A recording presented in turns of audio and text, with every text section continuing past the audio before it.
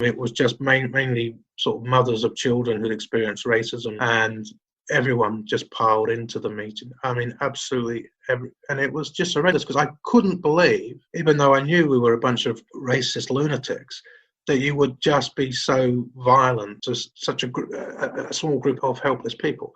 But unfortunately, that is what happened. 17 people were hospitalized. Someone jumped through the window of the library. Every person there was beaten within an inch of their life. I mean, it was horrendous. No one got out. It's mid-July, the sun is shining somewhere in the world, and with this, the podcast's 8th episode, I wanted to take stock and thank you all for following and subscribing. I've been a little overawed by the thousands of listeners each week and want to thank you for all the messages. I will get back to everyone. It's just totally manic at the beginning of the week while I edit this damn thing. Please do keep subscribing and sharing. It helps more than you can know, but it's doing well, and you've shown that people do really care about fascinating people and intriguing stories, whether they be in the form of a Westboro Baptist Church defector, the world's first ever blogger who had a fight with writer Kurt Vonnegut, or a woman who grew up in the Hasidic Jewish community. If you've enjoyed getting a glimpse into their lives, you'll certainly like both next week's interview with an ex-Muslim who is being stalked by her family. They tried to fucking kill her. And today's episode with Matthew F. Collins, a former racist turned spy and author.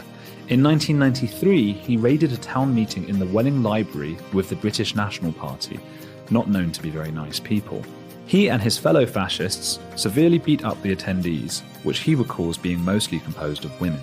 Some of the people at the meeting suffered life-changing injuries. During the ruckus, Matthew found himself changed by the senseless violence and became a mole for the Searchlight and Hope Not Hate anti-racist organizations.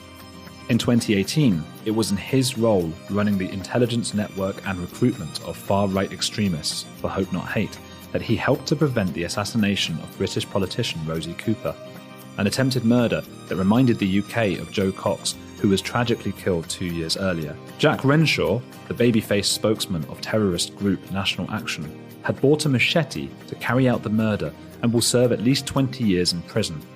He's also a convicted child sex offender, so he's got quite a CV. In any case, we can be thankful for Matthew's work handling mole Robbie Mullins, who exposed Renshaw. I was interested in Matthew because he has some fascinating tales, but also because he encapsulates the human tendency to follow the stories we're told, as well as our capacity for change.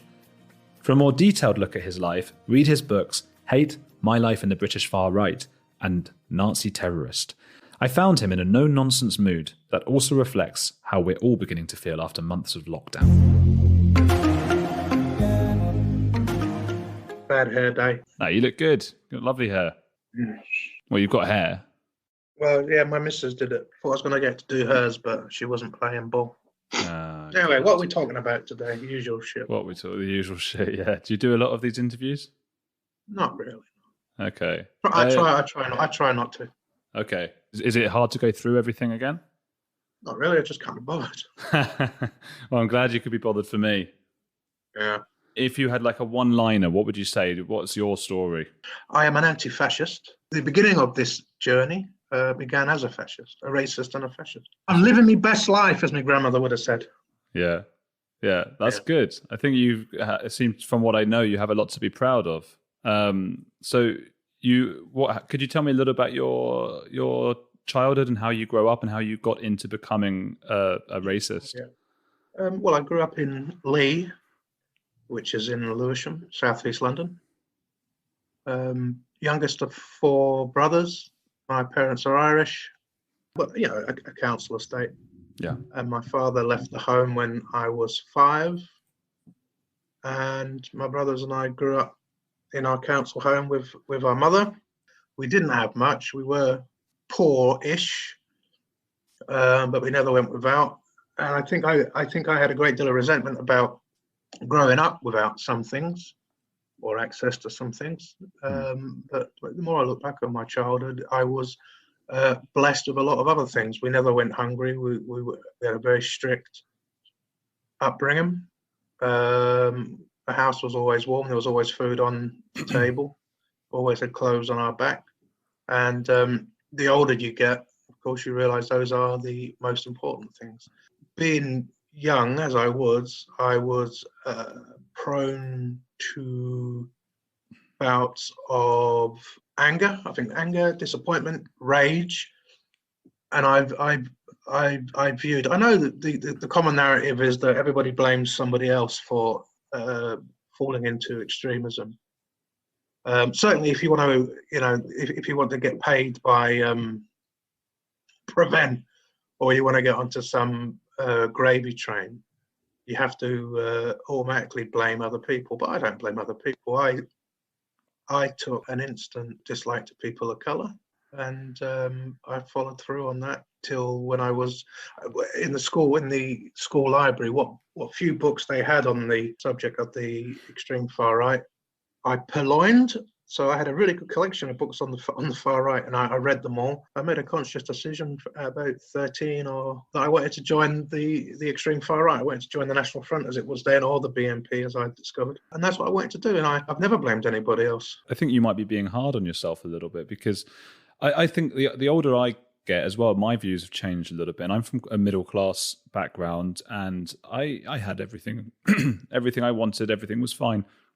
So I used to judge maybe a lot of the white working class. I used to always say, a bunch of racists or whatever, without thinking about how it might be. I mean, we are our experiences. Yeah, but that does sum up the middle class, doesn't it? You are the enemy of the working class. Oh, yeah. Well, yeah. Well, we do, but we would, and that's how a lot of people talk. And it's a lot of the sort of the guys who are woke and privileged or whatever nowadays, they will talk about the white working class in those terms. And it's the older I got, I started to think, oh, but how would I feel? Because you are changed by your experiences. How would I feel if I were struggling to put food on the table for my family, if that kind of thing? And then I might feel different about immigrants and things like that, because it's very easy for me to sit here because I'm not the one who's going to be affected by them. I don't think I'm being hard on myself. I'm just being brutally honest. And of course, the older you get, and the more you look back at things like your life or the history or the past of it, you see some things with rose-tinted glasses, some things you tend to want to sort of throw onto the rubbish, and that might even include yourself. But no, that's the way I saw it. There was a lot, even my own brothers didn't exhibit as harsh a racism as I did. I think one or two of them probably have a little bit unreconstructed, but certainly not to the degree that I did, or any of the people that I grew up with. And the strange thing is about racism, or having such a commitment to racism as I did, is that it's quite isolating. Even people who are racist don't like racists. Is that right? Yeah, that's where that expression comes from. I'm not a racist, but, and then those people say something racist. If people will, if you're in a pub or if you're in one of those footballing environments, like we saw all those football lads out, they'd go along with all the racist things you'd ever say and all the stupid and ignorant things you'd say. But then if you declared yourself a racist, they go, well, I don't really like racism. You'd be surprised how many people believe they're not racist or deny being racist. But I'm not a racist, but and all that. Yeah. So it was quite isolating. I remember going to football, shouting out racist comments and abusing black footballers and things like that. Yeah. And no one ever pulled me up on it, and people joined in or laughed. And then going back a year or two later, selling National Front newspapers outside a football ground, got a horrific response from people. I know the idea is you go to football and everyone's a Nazi and a racist, but I can't remember what year it was, 1989 at Crystal Palace, I think it was. We did one at Charlton as well. Okay. And people were really, really aggressively anti-National Front, even though they weren't woke, man. They didn't do woke in Croydon anyway, so I'm gonna smoke me crack pipe because my missus is out the house. I was in hospital recently and they said, do you smoke? I said, no, I just smoke a crack pipe. And for about 2 hours, they treated me like I was a crack addict. And I then had to explain, no, my vapor thing is actually my crack pipe. And they were like, why would you tell us you smoke crack? I don't know what I was about to get, some kind of electric shock treatment. Oh my God. They've done a lobotomy on you. Well, yeah, well, they actually were at my bottom at the times, but we won't go into that. Jesus. So what happened then? Did you start to get sort of taken in by people around you into these sort of racist groups? Well, I fell into what you would call joint enterprise football hooliganism, which meant I wasn't really a proper football hooligan, but I sort of fell in with that fellow travelling. Two things happened in very short or quick succession. The BNP came and leafleted our house, our little council estate. And then a couple of weeks later, so I was very, very excited by that. They put their newspaper through the door and I hid it under the bed and read it cover to cover like 30 or 40 times. It all seemed perfectly normal and reasonable. My first lesson in propaganda, I guess. And then a couple of weeks later, I was outside Upton Park and ran into the National Front. And it was like, I don't know, in my book, I don't know if I described it like bumping into the Spice Girls or something. I don't know. Can't remember. But it was like a magic moment, because during the 1980s, the National Front were dead. No one had heard of them. And people you'd ask about the National Front, they'd lost their offices and all this kind of stuff. People would sort of say, oh, they've gone underground. But actually they hadn't. They just collapsed. And a bunch of really oddball individuals were sort of keeping the organisation going. So when I met them, I thought they were spectacularly brilliant. And I sort of joined up on the spot. I didn't even go into the game. Spent my time talking to them. Went to the pub for a pint. I think I made the second half. It was pre-season friendly, and that was basically it from me. And I was 15 at the time, and I had it all planned out within an hour that I was going to totally and utterly commit myself to these people and their weird ideas and strange dress sense. I just felt I'd finally found them. Yeah. I'd finally found them. I'd gone through all these books talking about Nazis, and I remember Martin Walker's book on the National Front. I stole that from the library, of course. Every name that was mentioned, I went through the phone book trying to find people who were in this book and ring them up. It's nice when you're young and you've got hopes, dreams, and aspirations. But my mum was impressed that I was using the phone book. She wasn't impressed by the phone bill. No, I can imagine. Was she impressed by your right-wing leanings? No, she fucking hated it. We grew up in our house with the Daily Mail, as read by intelligent women. So we were often cautious that most things that we did or ate could kill us, because that's the standard Daily Mail article. Yeah. Breathing can kill you. Yeah. And my mum saw Margaret Thatcher as someone that could actually elevate us out of our council estate life. And eventually my mum bought her council house and moved away, that kind of thing. But my mum didn't like foul language, which is extraordinary, given she had 4 sons. Didn't like foul language, and also didn't particularly like racism. Not for like political purposes or anything like that. My mum doesn't like bad language. My mum doesn't like hatred. So when people would express racist comments or racist sentiments or racial hatred, she just didn't like it. She didn't like extremists. So when I got involved with them, she couldn't understand why I would do that. She wanted nothing to do with it. She wouldn't have their things in the house. She wouldn't allow them to visit the house or come to the house. And I remember, as my time in the National Front sort of took off, and it began to dominate my life to the point where I quit work. Then I started coming home with black eyes or cut faces and things, your clothes covered in blood. But she never, it's quite funny, she never told me or asked me to stop, which I sort of respect that. But she spent her entire time ripping them to pieces. Would that have changed anything? No, of course not. My mum knows that. She's a smart cook. Is it a little bit like a teenager who gets into punk music or something? Did you think you were one of the good people? I guess so. And I guess my mum sort of thought he might grow out of it, despite the fact when I would go out of the house with my Nazi friends doing horrible Nazi things. When I was back at home, I was still the youngest boy. I was still physically the weakest, not the most intelligent in the house either. And so no matter what I was out doing or saying, back home I was still the runt of the litter, and then treated as much, and everything I did and said was open to scrutiny and extreme piss taking. So what was the allure of these National Front people then? Did it make you feel stronger, I suppose? Stronger, but I think also more dangerous. I wanted to feel dangerous. I mean, there's nothing like when you want to elevate yourself, I wanted to feel dangerous. I wanted people to fear me. And the sort of people I was hanging around with were dangerous. They were fearsome people. And it's like a bit of a feather in your cap, isn't it? Look at me. I've got all these really fucking dangerous. Am I allowed to swear?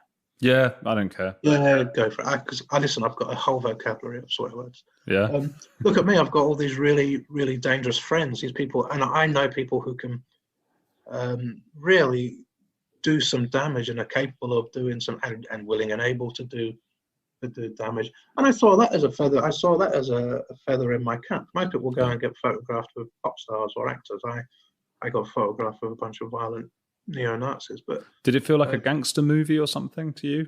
There were times, and there were times, and there were elements of it. There was an aura, or we went in a pub or wherever we went. There was an aura. People could tell here comes trouble. And almost everywhere we went, there was violence. Yeah, it was a pretty disappointing day out if you didn't end up in a punch-up. What was happening? You were going like, okay, this weekend we're going to go and fight these people. The normal targets weren't they? The left, people that sold left-wing newspapers, the Irish nationalists or Irish Republicans, or people that would campaign for the withdrawal of British troops from Ireland, for instance. That would be generally, we would look to hold our paper sales in proximity to people who were politically opposed to us, and it would be a test. Could we sell here and get away with it? And we were always. I mean, this is what makes people. I think people the most dangerous is people that don't have fear, and there were people in the National Front back then who weren't scared of anyone. And those are frightening and worrying people. And so we would go and we would travel all over the country, really, to planned demonstrations. And the idea was you would go somewhere where you would provoke trouble. You would go somewhere where you would provoke a violent response. Now, either a violent response from anti-fascists and the left, or even better, if you could provoke a violent response from a black or Asian community. Now, I remember Rochdale. The BNP went to Dewsbury and had a riot. There was a number of marches, troops out marches. We would always target them either for our demonstrations or to counter demonstrate. They were actually exciting times. They were actually, I think, really political times. I think. What about the Jews? Well, I mean, there was one specific time the BNP went down to Portsmouth and I didn't go. And the BNP said, we're going to Portsmouth to wind up the Jews. And I didn't realize there was specifics to that because, the Jews existed everywhere. You couldn't even look in your cupboard without one hiding in. And then that weekend, Jewish graves were vandalized. But generally, because they have such a warped view of the world, Jews are everywhere anyway. So even those who aren't Jews are Jews, or in the employment of Jews, or the tools of the Jews. So we believed that the IRA were financed by Jews. We believed that the Socialist Workers' Party and the Communist Party were full of Jews. And anyway, because we were at war with this society that had a government that was occupied by Zionists, so the Zionist-occupied government, that you were striking against Jews anyway. If you were doing anti-immigration activities, you were striking back against the Jews. The targeted hatred of Jews came a lot later when C18 said, well, we can actually take it right to the Jews. The expression, taking it to the Jews. And then C18 were like, no, we'll take it right to the Jews. There was certainly a lot of grave desecrations that went on. I remember there was a Jewish cemetery in East Ham. Yeah. And one of the guys who worked as a caretaker there or security guard was in the BNP. But no, there was, anti-Semitism was rife, but you could target Jews either through the stupidity of our brains that the Jews were everywhere, controlled everything, or like the BNP did, attacking the Jews by putting out material about the Holocaust, like the Holocaust denial material. I remember Holocaust News was another newspaper. I think the BNP put out 100,000 copies across London. That's extraordinary, a number of these newspapers. And that was, of course, targeting Jews, getting other, it's always about getting other people to do your thinking and your hatreds for you. We didn't specifically target Jews because we thought we were all, because we were always at war with Jews. What happened as you got a little older, leading up to, I know there was a big moment in 1993 where things kicked off for you? Welling Library, but around that time, the BNP were gaining ground on the NF and taking over the NF, really, in terms of street activity and thirst for violence. They were far more violent than the National Front were. And so a lot of people were drifting between the two organisations. And the BNP opened a bookshop in Welling, which was, of course, a headquarters. And from there, things really, really began to take off for the BNP. And that's when I first saw us as a movement, or racism and proper Nazism. I mean, the National Front were fascist bordering on Nazi, but the BNP were out and out Nazis, and that was as simple as that. And I began to see what it was like when you're off the leash, when you own your own buildings and you're producing your own materials constantly. The National Front and Nazism and all that had been a weekend and evening sort of activity. When the BNP opened that bookshop, it became something that was there and available 24 hours a day. The bookshop never closed. Richard Edmonds would get out of bed at any time of the day, if you needed somewhere to hide or you just needed a cup of tea, really. And I began to see what it was like when they were really, really unleashed. And so did the community who lived there. I mean, Welling borders Plumstead, Woolwich, Elton. And summer of 1989, I think there was a tube strike. And so concerned local residents had a meeting above Welling Library to discuss the dangers of having the BNP with a bookshop in that community. And I got a phone call in late afternoon. You need to bring a team over to Welling. There's a red meeting. There's no tubes running. The tubes didn't go to Welling, but what was fortunate was that it meant a lot of people who would have provided security on the meeting couldn't get across London to do it. There's something about living in South London that people don't even know it exists, particularly South East London. And the BNP had a removal truck, a really big truck, coming up from Essex with people in it, and it was making pickups along the way.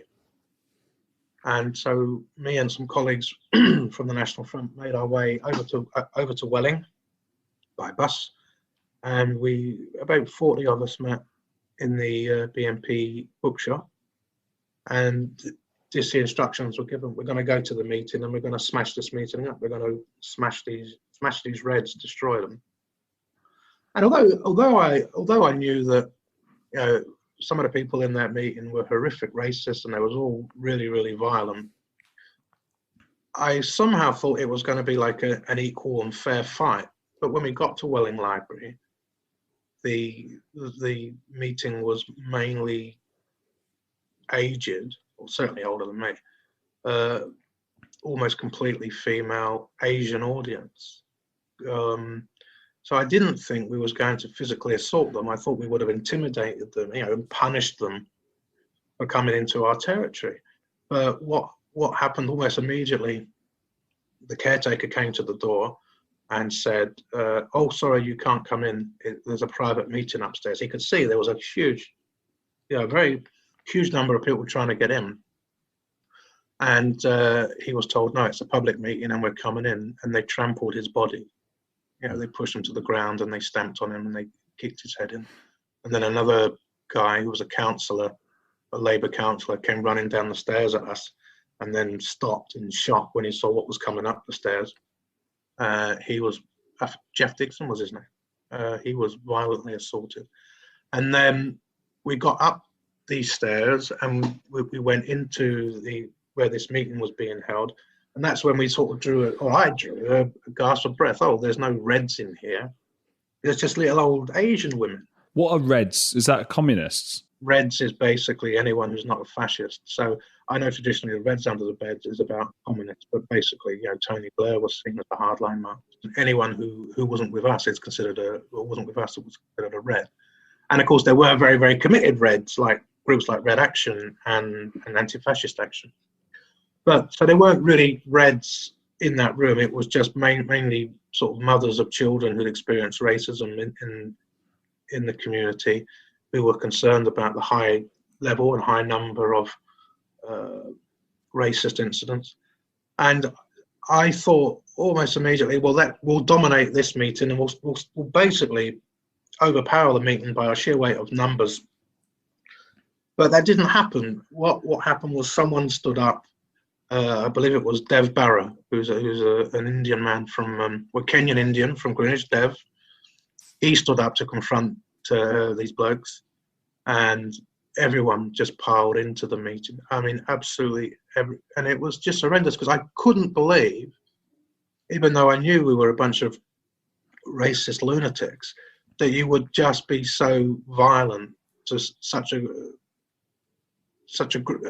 small group of helpless people.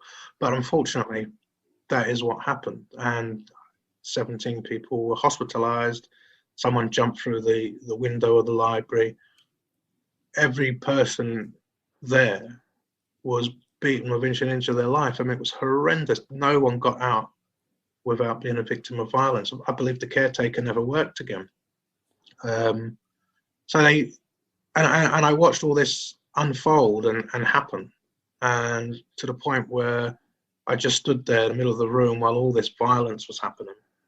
And I think now it's all gone a little bit too far. I think, when we're starting to do this, maybe we are as bad as people say. I always saw the violence prior to that as somehow necessary, because we were a small political movement. And what would happen is, eventually we would morph into a proper political party. And it was on that, it was in Welling Library, I realised, and of course not. No, violence will always be the answer. Violence will always be the currency that we know and understand. And I found that quite scary.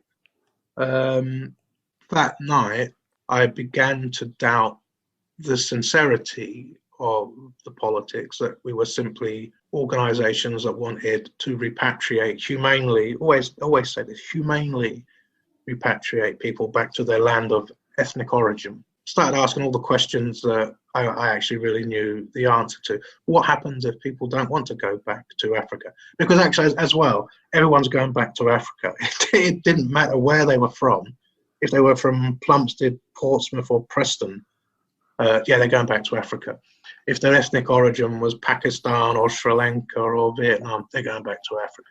Yeah. And so I just began to ask questions. Well, what happens then if we're going to be a civilizing force in this country against all this supposed savagery of non-whites?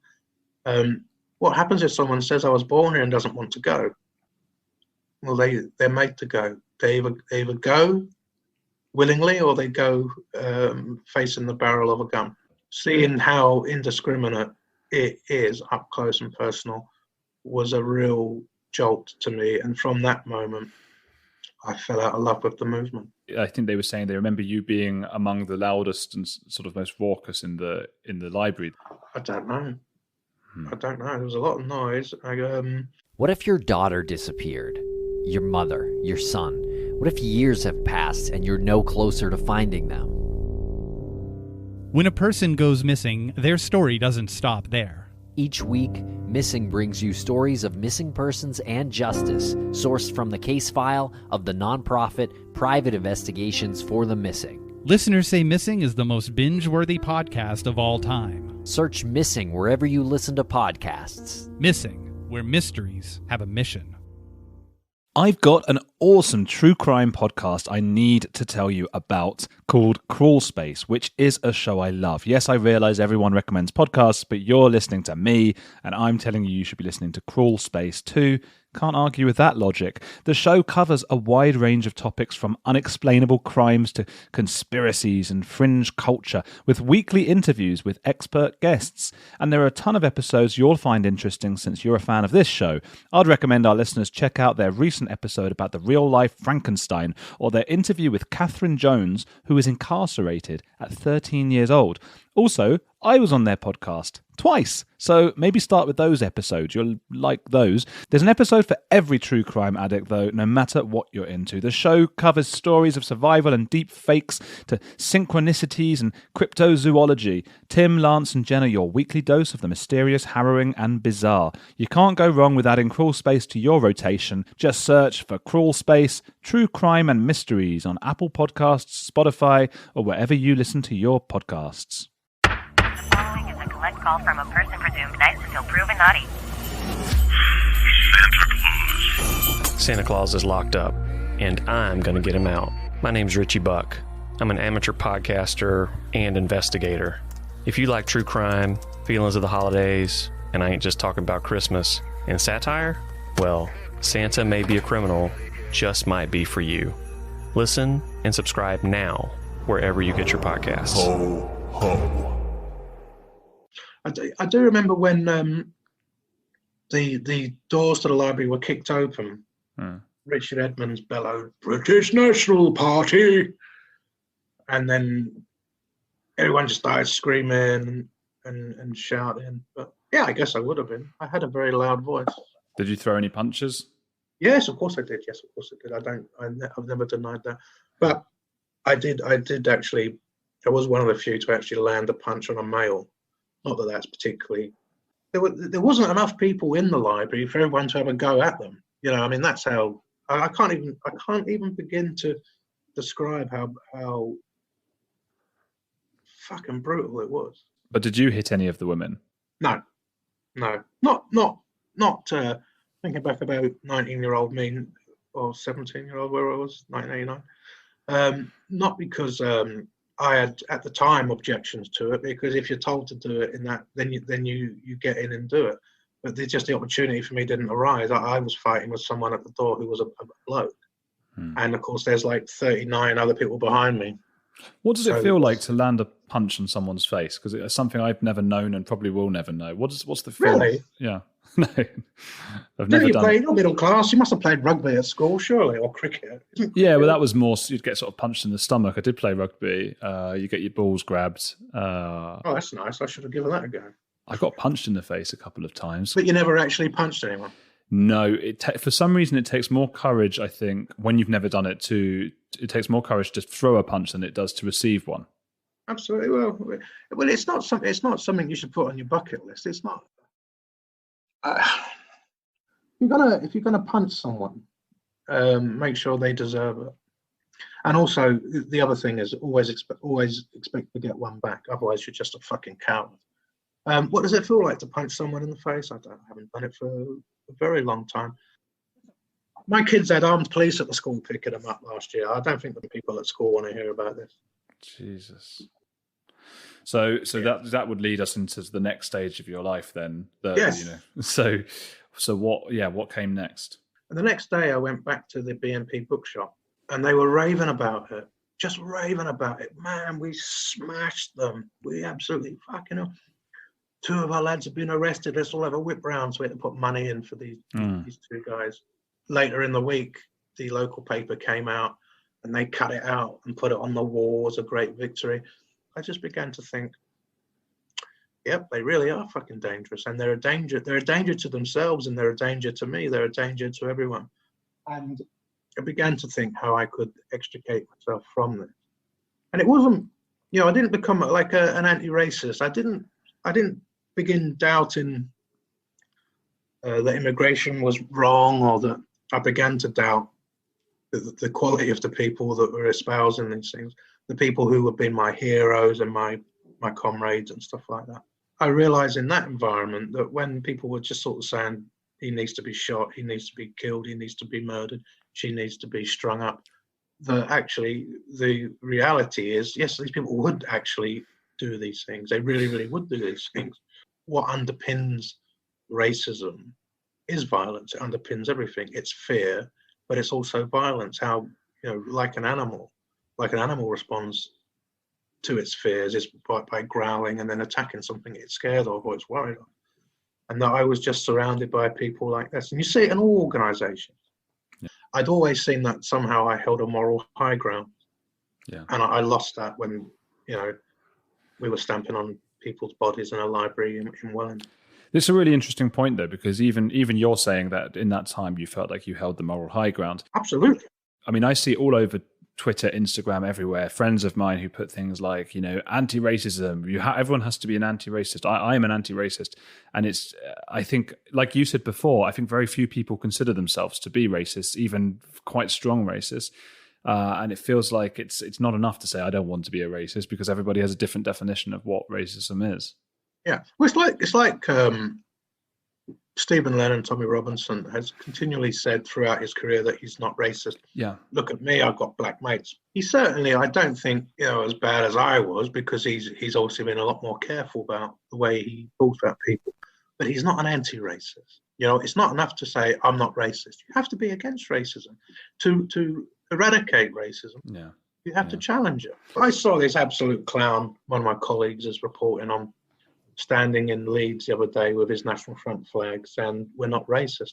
This is a party that believes in eugenics. This is a party that believes in the superiority of one race over another. This is a party that denies the Holocaust happened.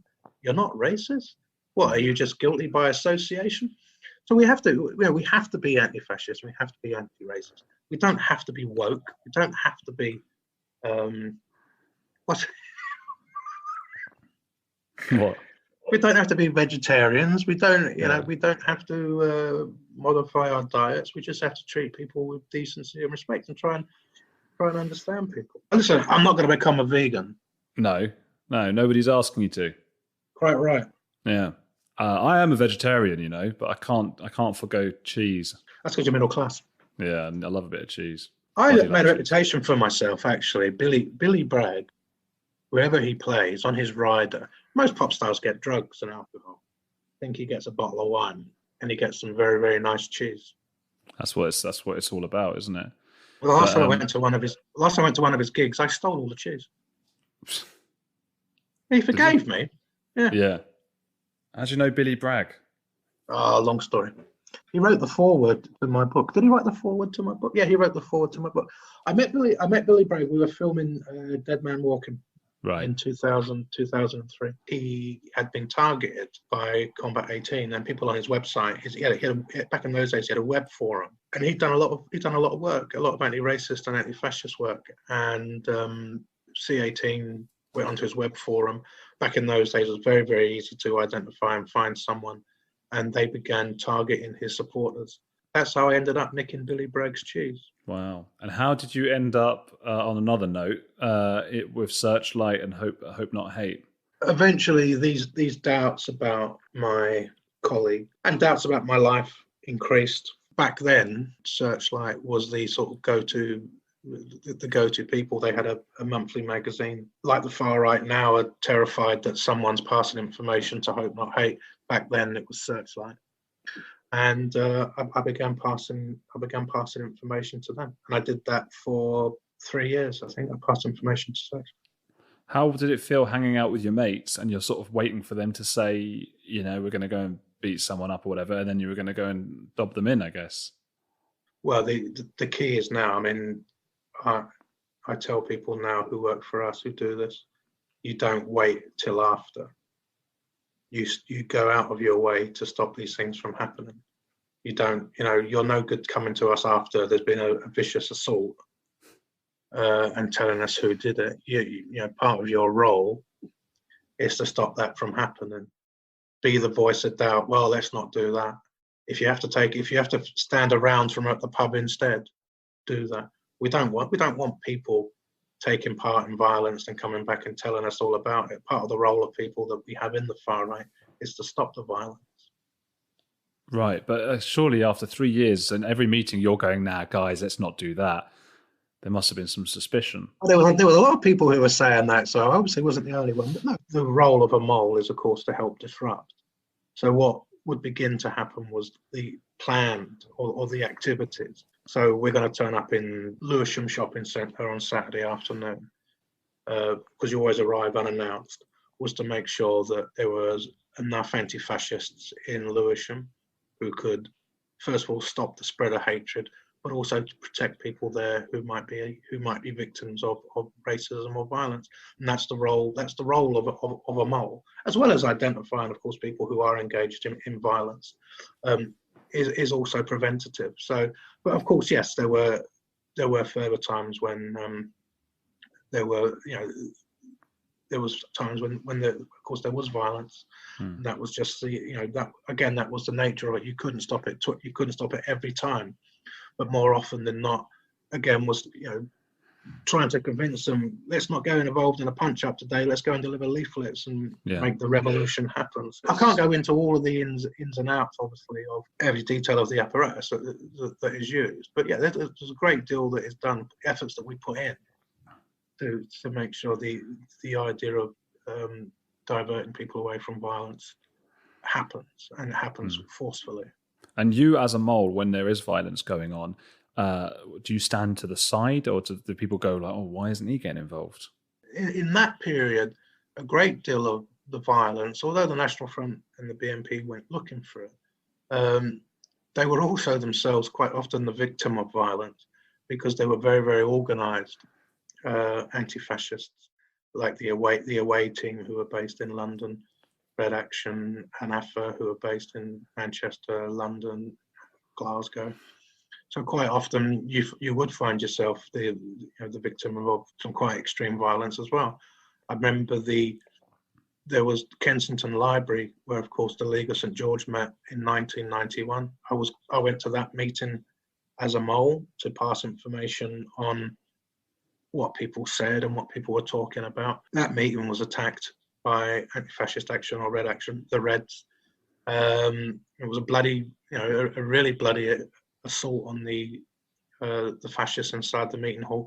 Luckily, I'd snuck out for a pint. I didn't actually know there was to be an assault planned, but if I'd have been in the meeting, I would have been assaulted the same as everybody else. I asked you before about whether it felt like you were in a gangster movie in the early days. Did it feel like you were in a spy movie now? Yes. Yeah, I think then, and I think now, yeah, particularly.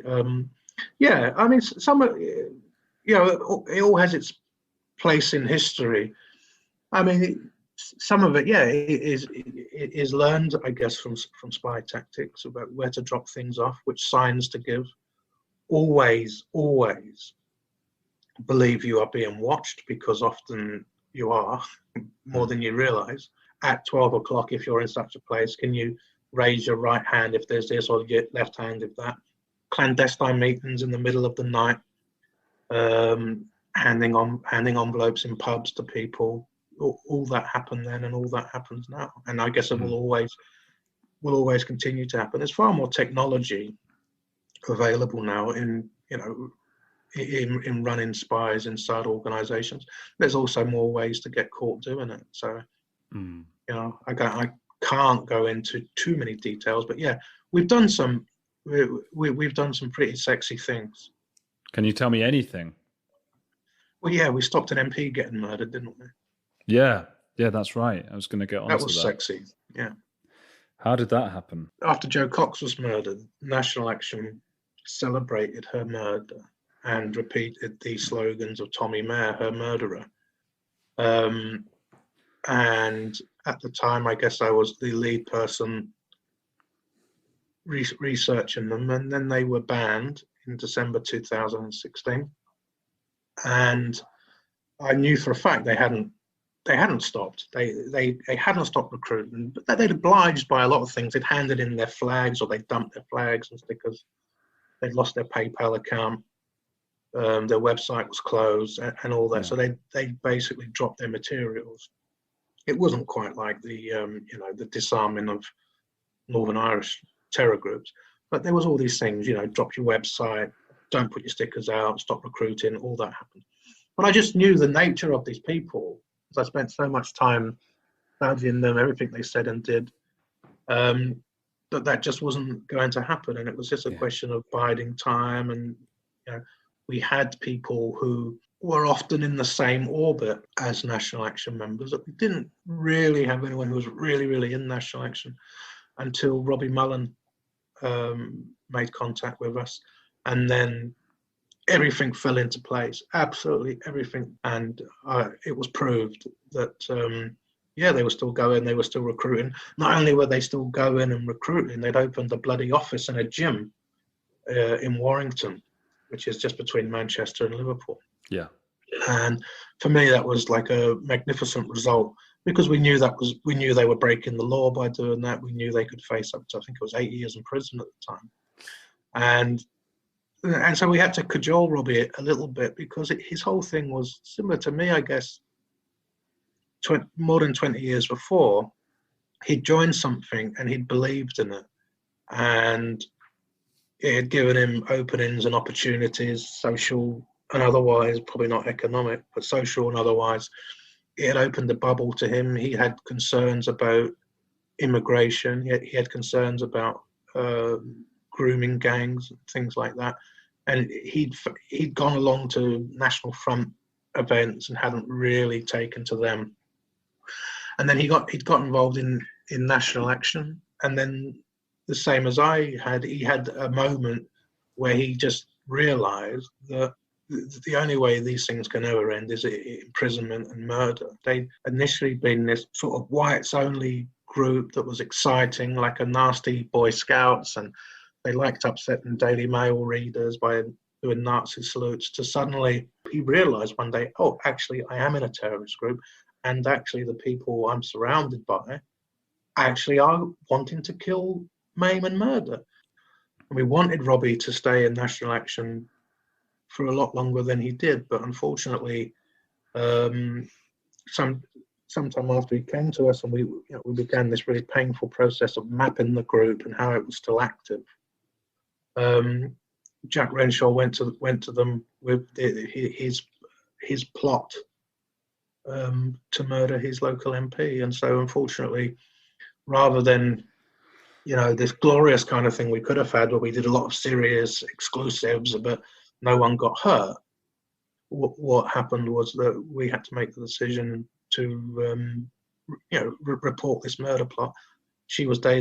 Rosie Cooper was days away from getting murdered by Jack Renshaw. Think of that. Yeah, I try not to anymore. It's been very, very stressful on everyone who, well, not as stressful as it has been for Jack Renshaw, who's doing 20 years, but I think for everyone that was involved in it, our idea was obviously to stop Renshaw murdering Rosie Cooper and the woman police officer, who he also wanted to murder, who was investigating him for child grooming because he was a paedophile. Sorry? Oh, I said yes, aren't they always? Yeah. There's no doubt that because of what Robbie did, Robbie's bravery and making the right decisions that he did. There's 15 people currently serving prison sentences because of what Robbie did. He's an extraordinary young man. That's pretty cool, though, as well, for him and for you. Did you ever speak to Rosie Cooper? No, never. She must have had the fright of her life. I don't think Robbie's ever spoken to her either. You can understand, you just wouldn't want to. And that's right. She I think she had some security put on and around her, and then Robbie and I moved around the country or in and out of the country for a long time, hidden addresses, and both of us had great amounts of stress put on our personal lives and things like that. And so when the final court case was done, when the final court case, Robbie gave evidence at the Old Bailey.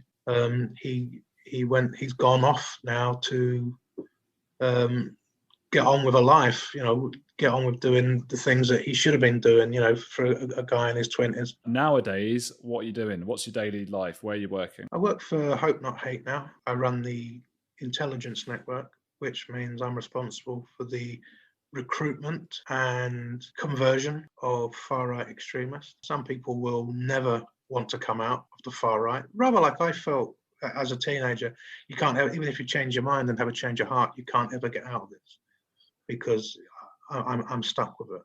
Yeah. And even though you hate their politics and you hate the politics, these people are still my friends. You'd be surprised when people are stuck with that. And other people you recruit who you know want to come out, and you bring them out quietly and they just disappear. Are you still a target for people? Yeah, we don't talk about it, yeah. Yes, very much. Yeah, but I don't talk about it. The good thing is, look, when it came out that I'd left, why I'd left England was because, yes, I had been working for the opposition. Then I came back to England and I had all those old enemies to worry about. But since 2003, I've been making new enemies. Yeah. So, and not just here, not just in the UK, across the world, I have people who hate me. And not just the ex-wife. Across the world, I've made enemies. But I think it's if you're judged by the people that hate you, I think I've done a good job. I think Matthew's done a good job too, and once again, you can read about his experiences in more detail through his books, Hate, My Life in the British Far Right, and Nazi Terrorist. There will of course always be critics who say he shouldn't be profiting in book sales from the terrible things he did, but helping to save a life and continuing to put his own life in danger to infiltrate these extreme groups, well, if that's not redemption, I don't know what is. Join me next week when I'll be speaking with Ray, who is an ex-Muslim currently being stalked by her family, who have threatened to murder her. It's a meaningful one for me because Ray and I have become quite the online pen pals over the years, and, trigger warning, things get emotional and nuanced to an extent that parts of it might fail the woke test. But do listen if you're brave enough, and make sure to subscribe and share, as that's the way this thing grows, and I can keep bringing you fascinating stories from around the world. Until next time. I was very suicidal and my dad knew that. And he told me that actually, if you drink all these medicines, you're going to die. He was very, very ashamed of what I became. And he couldn't take it that I went to the police and I gave a statement against my uncle. So they told me I could eat all of them and you're going to die. They wanted you to kill yourself. Yeah, so all the other time the medicines would be locked away, but they were there in the dining room, and then he attacked me. In this episode, we peer behind the curtain of the life of ex-Muslim Ray, founder of the counter-extremism non-profit, the Committee to Protect Muslims and Ex-Muslims. Disclaimer: this is by no means an attack on Islam, just as the episode with Emily Green, the Hasidic Jew, was not an attack on Judaism. Both episodes are simply a case of giving a platform to women who were suppressed, harassed, and threatened by their families and the extreme sides of their culture. Before I continue about Ray, thanks so much for your continued support and all the messages. I love it, so do get in touch on Twitter or wherever. In just 6 weeks, we've gone from 50 listeners a week to a couple of thousand, and growing fast. All I ask of you is that you go to the place you download this and see if you can review it and give it some love. It helps with all the charts and analytics and stuff. Ray and I have become online pen pals for a while. Now a prominent ex-Muslim speaker on the perils of extremism, Ray, who moved to the UK from Bangladesh, is still stalked by her family and wider members of Islamist extremist groups who believe in the blasphemy law. She's also attacked online by both the far left and the far right, so not an enviable position to be in. Her family abused her throughout childhood, and when she was 26, her father urged her to drink 2 bottles of unknown medicine, suggesting if she drank them, she'll die. He then violently assaulted her, prompting her to finally leave her family for the UK. She's been in constant communication with the police, and I reached her at her current safe house.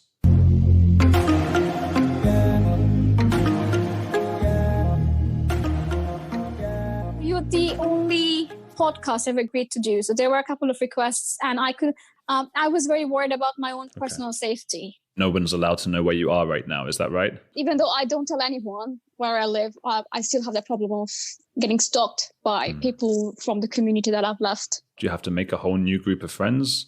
I have to sometimes, yes. So I have to be quite careful. And then if I do have a security concern, then I have to let everyone know for their own safety. Wow. That actually I'm probably going to get stalked. So do you have to tell the new friends every time what could happen? But if I do feel like actually there is a danger, then I would have to tell them, actually, I'm getting stalked or I'm not feeling very safe. So yes, I sometimes have to tell them, but it's not all the time. I don't want to panic people. Like it's hard to make new friends anyway. When you are in a new community, you don't want to scare people. saying actually, oh, I'm someone, I had a public profile and now I get stalked by people who threaten to kidnap me. I wonder if you might be able to start at the beginning, your childhood, where you grew up and everything. So I was born in Bangladesh, and then I came to the UK basically for my master's studies. Okay. Between that time, I think the situation became very difficult. I was born into a Muslim family, and a lot of the things that I experienced felt like it was actually very normal to feel, very difficult. That's okay. Not a good childhood. So it was very difficult growing up in the family, and there was a lot of religious pressure, and I wasn't very, very religious. Like from the age of 13, I became an agnostic. I started questioning the faith. But as long as you hit puberty, and you're a daughter, I think the honor of the family falls on you and not on the men. My uncles were very violent. My mom was very violent. My dad would be told by my mom to assault me. So it wasn't very easy. And it was all given to me like, actually, this is normal, that you should actually accept your faith and just go on with it. And I felt like, actually, maybe I should do that. But it became very difficult to cope, especially when you also have a brother, you see him being treated differently than you are treated. I've seen my aunts being physically assaulted. They didn't have any financial independence. They didn't have a job, and they were stuck in this really miserable job. And I was like, no, actually, I want to complete my education. I want to get a job. And then, because my parents used to be very forceful in terms of getting me married. And I was like, actually, if you let me do my master's, I'm going to get married. I'm going to listen to you. Were there arguments then at the time? It sounds like you were resisting a little bit. I was resisted a lot. I mean, I think I became more of I've been rebellious my entire life, but every time I would be rebellious, my parents would beat me up, and that would happen until the age I was 24. And I was like, it was only when I came to the UK and I actually have support. I'm like, no, actually, you can't do this to me anymore because I'm an adult woman. Yeah. And but I'm all right now. Okay. I had a conversation recently for the podcast with a woman who left the Hasidic Jewish community, and there are a lot of parallels with what you're saying and what she experienced. I think the marriage part, the arranged marriage, was sort of the last line for her, although she did end up having to get married and having children before she was able to leave. And also the sort of patriarchy aspects. It just seems that the men are totally in charge of everything, whether it's Hasidic Jews or the extreme Muslim family. What kind of things were happening day to day that would be surprising for a Western audience? You are policed from the very morning you wake up. So you're policed into what I'm eating. I had a different experience because I wanted to be independent. And then my mom, when I came back from the UK to Bangladesh for a couple of times, they wouldn't let me eat any food because I was still dependent on them and because they feel like I dishonored them. So it was like they police what you're eating, they police what you're wearing. And it was more like, actually, you don't have any world beyond these 5 people controlling your whole life. I used to have my cell phone and my laptop taken away by my dad every 3 to 6 months to see who I'm talking to. He would try and get my password to check my emails. And I wouldn't be allowed to go anywhere without a male driver or without my dad. So I didn't know what road started from my house because I was never allowed to go out on my own properly. What would friends or distant family in the neighborhood have thought about your parents beating you? It was only my own family knew it. And I think it was treated as normal. As long as they beat me and I'm alive, that's fine with me. And you wouldn't talk about these things outside because it's more like a hush-hush thing. So things like you have pedophilia within the community, you have domestic abuse in the community. It happens within the family. And sometimes news gets away when someone gets murdered and then you get it on the newspaper. But between that, there isn't any conversation in your neighbor. Who are you going to call? My next door neighbor had this very Islamic family who used to knock on my door to ask my dad to go to the mosque. My friends, I had classmates who would send me unsolicited emails saying, did you pray today? And I was like, it's none of your business whether I'm praying or not. You're not even supposed to ask me. But you opened an email and it's just your friend saying, have you prayed today? Like passive aggressive? Yeah, it was just policing exactly what I do. And then I would, you would receive chain emails asking people to forward you, like, chain posts, and people would ask you to actually, why don't you post this Islamic, this we call it Shahada on your Facebook? You're going to get, make it go viral. And I would never do that. And they were like, why didn't you repost that thing? Like, why didn't you share this Facebook post that I shared? Yeah. And it would just can't escape. Like, they eventually find out that you were not like them. Wow. What happened when you moved to England then? Was it a surprise how it was? Was everything different, or did you have the same sort of problems? I had more and more problems. I came to the UK with a student visa. But I think my parents, they became very insecure that actually in a very new culture, I would become even more westernized. I was not allowed to wear jeans or sleeveless, dresses, even as an adult woman, because my parents would see them as westernized or un-Islamic. Yeah. The day I landed on the UK in 2012, I was surrounded by 3 men.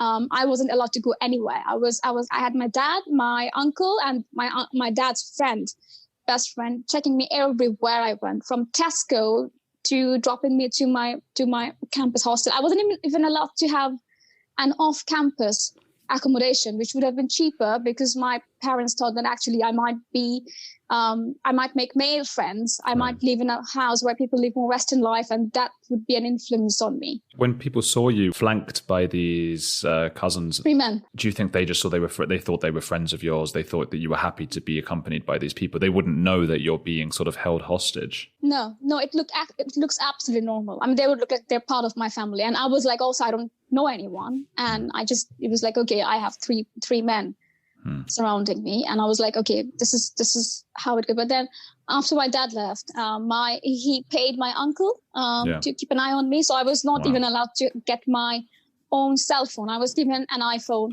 by my uncle. I don't know how he has the supply of iPhones. Yeah, and he used to check on the O2. He used to check which numbers I contacted. And then when I would go to his place, he was like, why did you contact this number? And he would call me every 2 hours to see where I am, what I'm up to. My mom and dad would call me every 2 hours, and I just couldn't cope with it. Like, it's like people call you every 2 hours. It's like you take a phone every 1 hour because there is a gap. This is like a prisoner. Yeah, I couldn't cope with it. And then I'm in a new country. I'm in a new culture. I don't know anyone. And I was like, actually, you're 24. You want to make friends. And also you are here. I had to do good in my studies. And I couldn't focus because of the pressure I had. Yeah. Before my exam, I still remember I had a maths exam. I was struggling with this Coulomb-Tucker equations that I couldn't understand, and I spent like weeks and days trying to get around exactly what it is. How do I solve it? What is that? And it's an economic it's a calculus concept. And then you have this equation and you try to apply economic theory to it. I still don't understand it properly. Yeah. And I spent weeks and nights in the library studying, trying to make sense. Exactly, I need to understand this because I'm not going to pass my exam. And just right the night before my exam, my mom called me. She didn't ask me how I'm doing, what I'm eating. Did I have proper sleep? And she was like, actually, are you sleeping with someone? Did you meet any man? Are you sleeping with someone? Because of your education, and my neighbor thinks you were too westernized. You were bringing dishonor to the family. You are failing us. What exactly you're up to? And I just felt like, these people, what have I done that is something that they can pick on later for the rest of their life? I knew that actually, if I don't get a proper job on back of a good academic results, what is going to happen to me?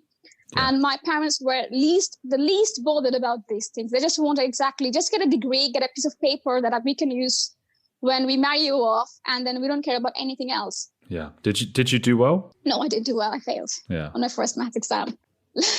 Later on, I did well. I graduated.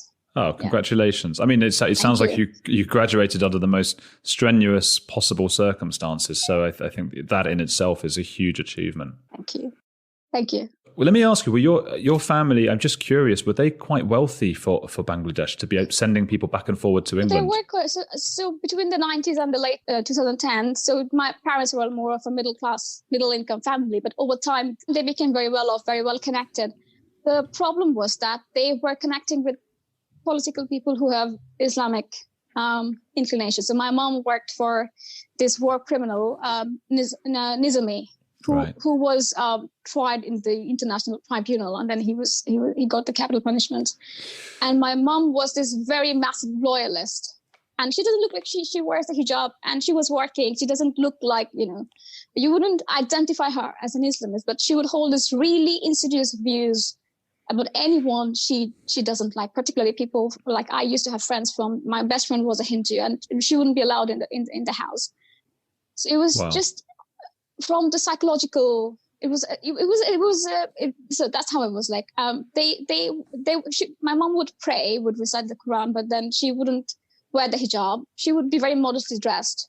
But then again, it was her political affiliations that was questionable. I wasn't asked to wear the hijab. Okay. Eventually, would you have had to do that or not? Eventually, over time, they would have expected me to do that. But my mom doesn't wear the hijab, my aunts. But then again, they think that they can compensate certain strict religious practices by just being a bit more controlling on the young and vulnerable in the family. Or maybe if you don't wear the hijab, maybe pray a little bit more, recite the Quran a little bit more. And also, you can't make friends with Hindus and Jews. And you have people from the higher upper class people from Bangladesh or from Pakistan that they do want to invest in the West. They want to earn money and gain wealth, but they hate the Western culture. Right. They hate anyone who does not hold the same ideological belief as themselves. So in my university, so when Osama bin Laden was killed, there were girls who would wear more westernized, like who would wear like jeans and dresses, like who would be westernized, and they called him a martyr because they think if you're supporting, so even if you're westernized, and if you're a westernized Muslim, and if you're sympathizing Osama bin Laden, then that compensates some of the Western life that you're leading. Okay, it's meant like mental gymnastics, isn't it? It's a mental yes. So you would see in the UK that you would see people who have certain support for the Islamic State. They eat pork, they would drink, they would go to the nightclubs, and then on Friday, on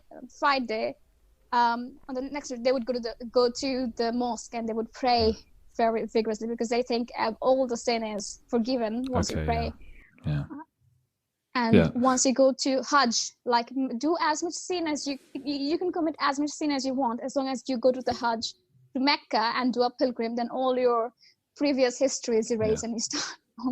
That's the gymnastic. I had a Jewish friend like that because I'm from a Jewish background, and a lot of my friends growing up were Jewish, but one guy in particular had a very strong religious family, and he used to do the thing, Friday nights, you have to turn off all electricity and phones and stuff, and then sat until the next sunrise or whatever. But he used to smoke and do drugs and drink and all of those things, but just then Friday night, turn his phone off. And it was like, oh, it's okay, I did the phone thing. I turned my phone off.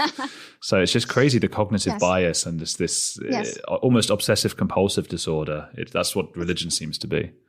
It's interesting. You have this common behavior across all religion. What happened next? You left university and... So when I would be in the UK, so I would have a lot of... my mom would be very psychologically very abusive over phone. And then right before I would have the Christmas break or the spring break, they would be very nice asking me to return to the country because they really missed me, and they sound like they would treat me fairly. And every time I went back, they became more and more. As soon as they would find me in my own place without, not in a public place or in my own place at night, they would become very aggressive. So as long as I can't ask for help, it would start with them starting a conversation and then escalating it to the point that they would justify assaulting me. At that time, I gave a police statement against my uncle who assaulted his son in London. And no one ever did that in my entire family. Like, no one had ever gone to the police and said that actually a man is responsible for assault. And that was the final straw. It was like that was the beginning when my parents increasingly started to isolate me from my cousins. And they would just try to find a corner where they could corner me and just intimidate me. So that's when things got wrong. So the situation with my uncles was that, so I was staying with my aunt, who was separated from his husband, my uncle. But my uncle visited the property and assaulted his son in front of me. Why? And because he wouldn't do his homework. The man feels like a victim, and then he would be very violent to actually justify, this is why I've beaten you up.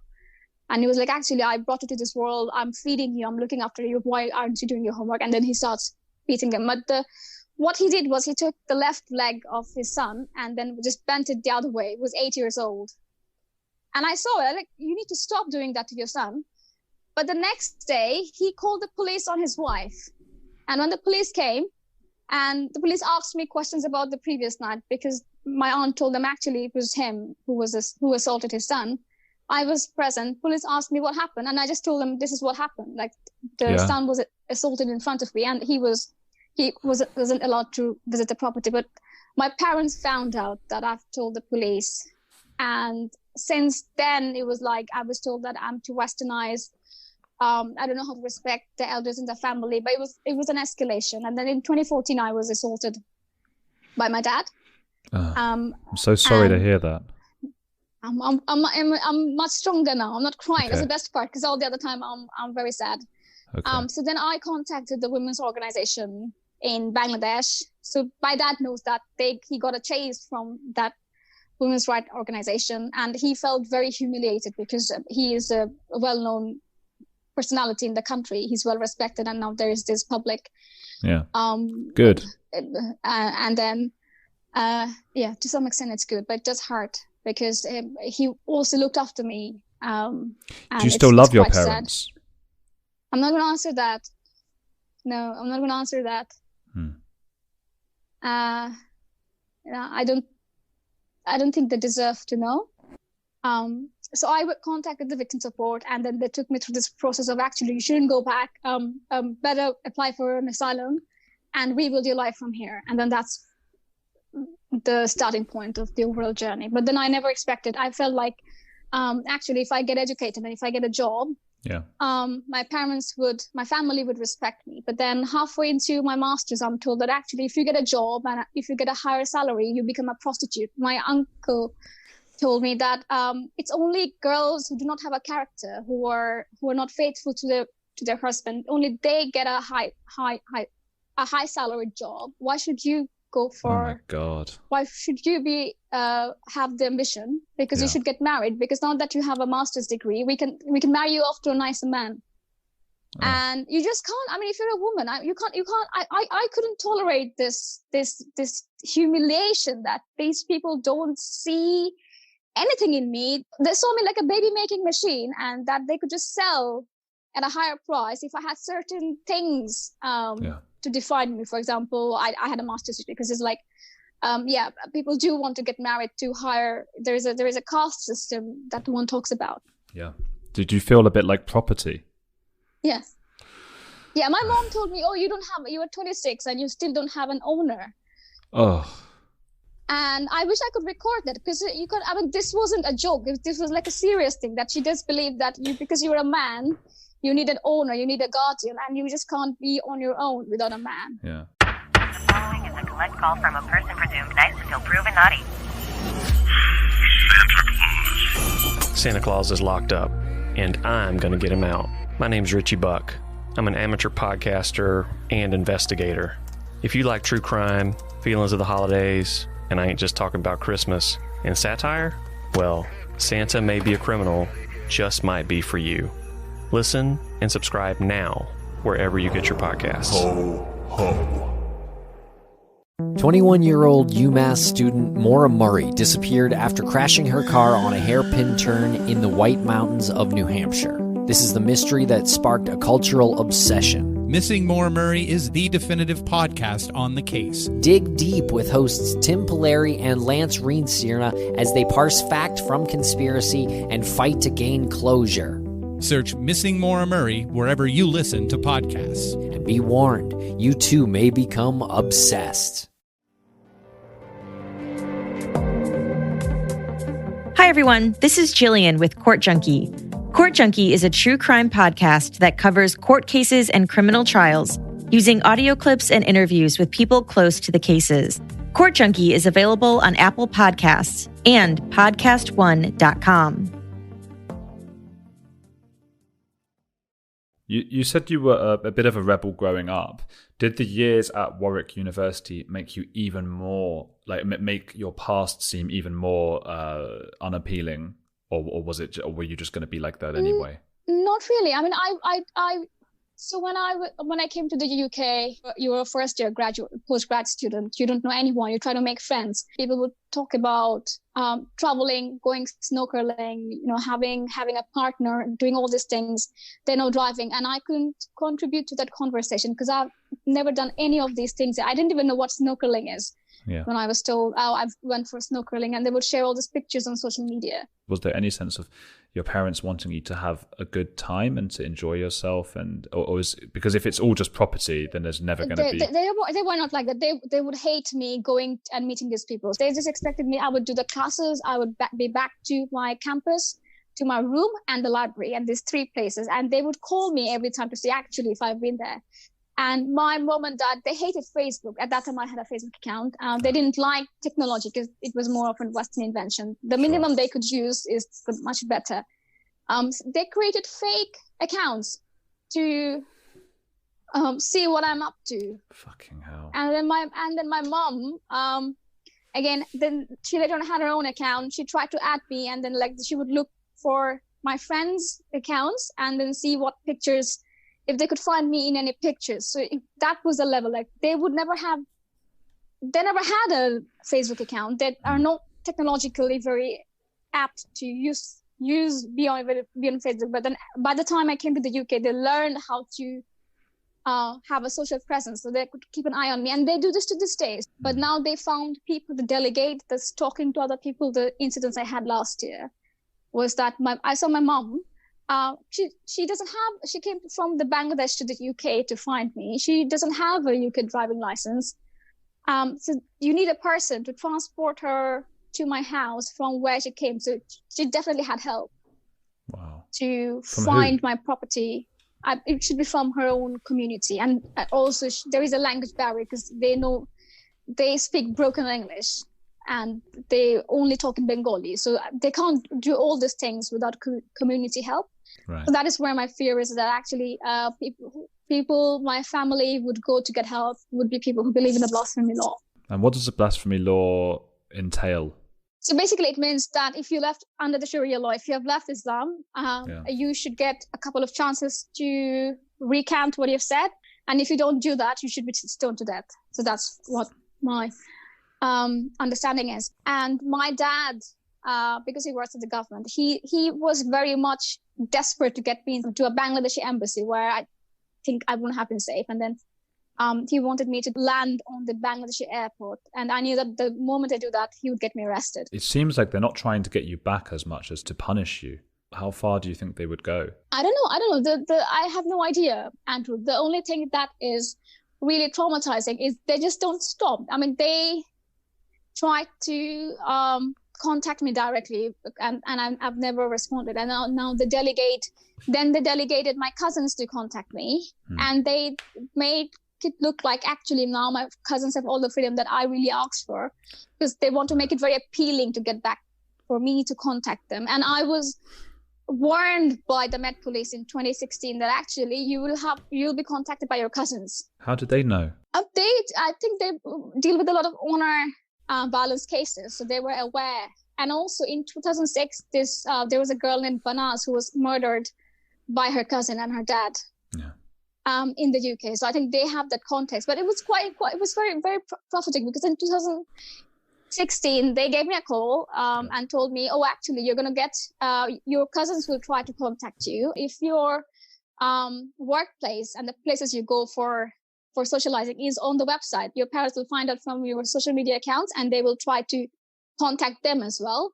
So in 2015, when I started out as doing some work as an ex-Muslim, I was the only Bangladeshi ex-Muslim on the ground doing work. And by the end of 2016, you have more and more new people pretending to be ex-Muslims, trying to get in touch with you, finding out where you live. And what the most creepy part was that actually when I would leave an event, they would stand at the exit door just to see where I'm going. I became a bit more careful. I was less on the ground and more online. But exactly 6 or 7 months down the line, my father came to the UK. He contacted these people I was working with and asked me to come and get some bags he've got for me. And he made them email me saying, I'm in the UK, come and see me. And I never responded to them because that police advice was, I was already told that this is going to happen. It's like, actually, your parents will contact your friends. And after that, there were again a number of stalking incidents where it's only Bengali-speaking men who would follow me with a massive zoomable camera, and it happens to this day. Wow. I'm trying to think, like, what do your parents want? What do they want? I think they want control. I mean, they were very proud to control the daughters in their family, and then the entire reputation of the family depended on them, and they don't have that. So I used to be a teacher, and my mom used to take away all my salary. I wanted to go out, make friends, which I wasn't allowed. I wasn't allowed to go to a shop and eat any food. When I earned my own salary and I brought some kebab with that money, my mom, she told me, oh, actually, you are a prostitute. It's called a besha. And then she told my dad, and my dad got this metal scale, and he bit me so badly, Andrew. And at that day, I was like, I taught for 6 hours. I had my own study, and you can't do this to me. And then he got the uncles from other family to get them. And I just couldn't, it was so horrible, Andrew, the entire experience. And it kept happening all the time. And they took my laptop away. I wouldn't be allowed anywhere outside. And they broke the locks in my door because unmarried women shouldn't be shouldn't have their own space. And I wasn't allowed to wear perfumes. I didn't have any freedom. I mean, I tried so much to give everything to my parents. Like, actually, you have to be very, very good with your education. Even if you go for a tuition, I wasn't allowed to teach. So I was beaten. I begged for 6 months, like, please, Dad, let me teach. Let me earn the money. You can have my money, but let me get that opportunity. And when I had that, it just became worse and worse. And that was the whole thing, that they enjoyed that someone would do all these things and they could still control. Yeah. And there's a difference between when you were assaulted when you were 16 and now you are 24 and you have the same situation. Yeah. That was it. Never mind. I'm much better now. Yeah. You've been through something really horrific, Ray. It's really, really sad. Sorry. And I guess we can take some positive from the fact that, you're now in this new life. And I mean, would you say you're much happier now? Happier, stronger. I used to be very grateful to my parents that actually my mom would tell me, oh, we are giving you a house. You're not homeless. You're eating food. You should be grateful. And I was always very grateful, particularly to my mom and also my dad, because he was very controlling. He was a control freak. But he would pay my tuition, and I wouldn't be able to get this far without my dad, doing all these things. Yeah. And it's so hard balancing that this person looks after you. They bring you to your life, and they're the same people who believe that you dishonored them, you should be killed, and it is so hard to. It's just too hard to balance. Yeah. I mean, I tried so much, Andrew. Sorry. No, don't be sorry. Sorry. Please don't be sorry. It's very difficult. It's very difficult, but it wasn't an easy decision to be completely on my own. But then I was very, very suicidal, and my dad knew that I am suicidal. I dishonored him, and he told me in January when I went to the UK, just a second, went back to Bangladesh.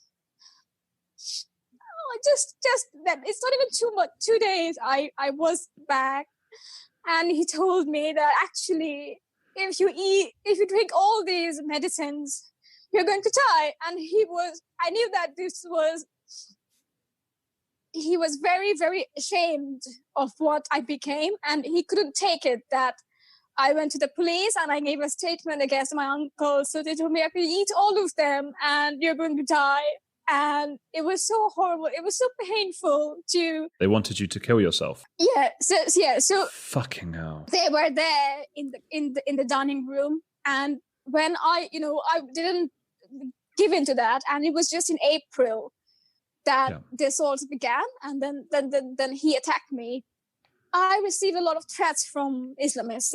I had people telling me, you should kill yourself. I had people writing me on Twitter, you should kill yourself. Yeah. And they never affect me. But then if it's your own family, say you should die, or they indicate that you shouldn't. The fact that I was alive was eating them. I was. They couldn't tolerate that, and that is a really hurtful thing to kind of take. Yeah. But I was doing all these things for themselves and for them. So it was difficult. It was very difficult. But I'm glad I had support, that I had some people looking after me, and they were checking in on me. Yeah. My university was checking on me on every week to see I was doing well. So it was good. It was good. Yeah. You have a job, a good job. You have friends. You've got a nice place now. And I mean, your English is spectacular, by the way. It's like, it seems like a first language to me. I feel bad that they've made you do this podcast and that you're so sad now. It's all right. It's better than previous time, but I'm gonna get some proper counseling, because every time I have to give a statement to the police the whole time, but it gets even more horrible to give a proper statement because it really impacts emotionally. And then because I don't want to waste. You don't want to waste police time. You want to give them proper straight facts that they can do their work. And then when you're emotionally very vulnerable and weak, and I don't want to come across as vulnerable, because every time I was vulnerable, people take advantage of you. But you seem incredibly strong to me. You don't, I mean, we're all vulnerable, but you're strong. You're on Twitter and you're constantly campaigning against these people. You're angry, rightly angry. And I think that's a good positive thing. Thank you. Yeah, I hope things could have turned out better. My family was my whole world for 24 years. And when you lose that, I think that's a life-changing thing. And I wasn't prepared for the trauma and for the flashback. And it was like once the dust settles, it really hurts you. So when I was homeless, when I was unemployed, I didn't have a place to live. I didn't have time to feel bad because I was so afraid that I'm going to die outside. I used to spend my days at Starbucks cafe. I wasn't sad. I wasn't depressed because, I need to get this thing done. I just have to, hold on to some courage. I just have to wait, and that's fine.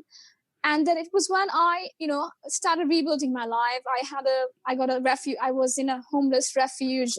For the first time, I had my own bed. I could sleep. It's then when it starts hurting you, because the memories keeps coming back because you now have more space to think. And I wasn't ready for that post-traumatic experience. And what about now? So you have close friends. Do you have a romantic partner? Have you been able to clear your head to get into that, or never? No, I tried. So I do have one or two friends, but I can't trust So this is what happened when I was doing activism, was that more and more people, when you're a public individual, and more people will try and befriend you.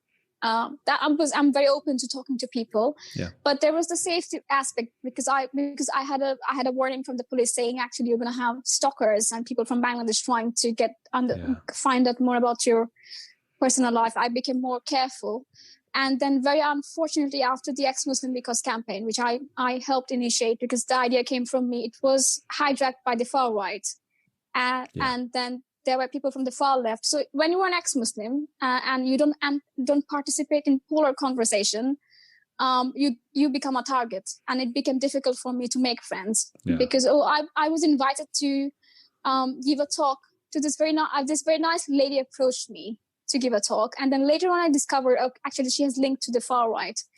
And then the similar thing, I was approached with this really nice person who is also an ex-Muslim, who's an activist, Twitter activist. Oh, actually, this person is a Hamas sympathizer. So who are you going to trust? Oh, wow. So I couldn't build a very good friend network, one or two people. But then when I joined the civil service, I met one or two friends. So I have a very small community of people that I can call friends. But I think yes. it's another reason that you and I talk to each other on Twitter and stuff. I think we have quite centrist views, and I think there are a lot of centrist people. It's just that we tend to be the quietest, Yes, the left and right. I think they're the minority, but they're so loud.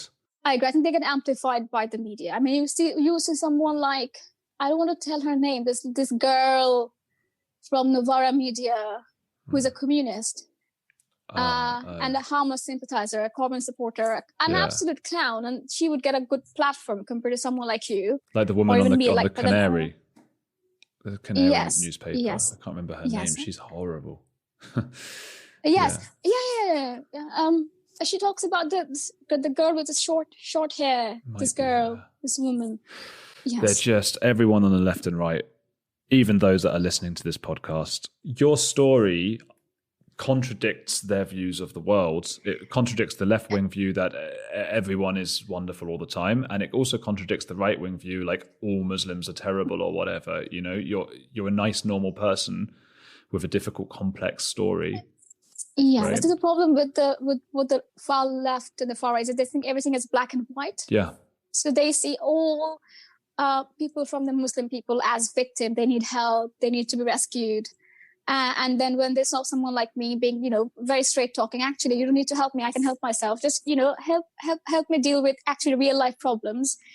They don't like that. So I'm under attack from both the far left and the far right. And I was absolutely stupid because I didn't know what the far right is until 2015 or 2016 when I became more politically conscious. Yeah. And I didn't know what the far left was. So it was only like the last 5 years that I know what it means. But you have this girl, myself, in 2015 and early 2016, who is very new in activism, doesn't know what all these things are.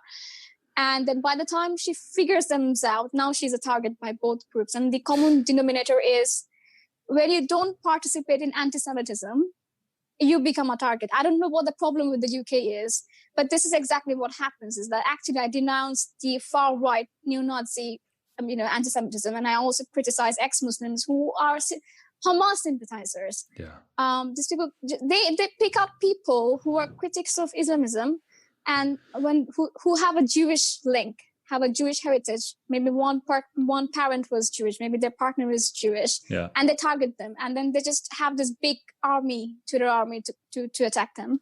But now I've realized that actually your real family is someone, it's not necessarily the family you're born into, but the people who accept you and the people you meet along the way who support you. I'm of course proud to have become part of Ray's inner circle. I can confirm she's a really nice and helpful person, and that's not just fluff for the podcast, I really do mean that.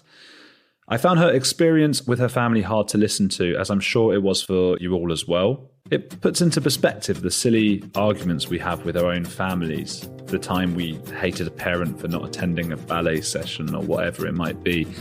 It's, of course, all relative, but it makes you think. Her story is suffering personified, and it's a miracle she's come out of it as such an eloquent and well-rounded person I'm proud to call my friend.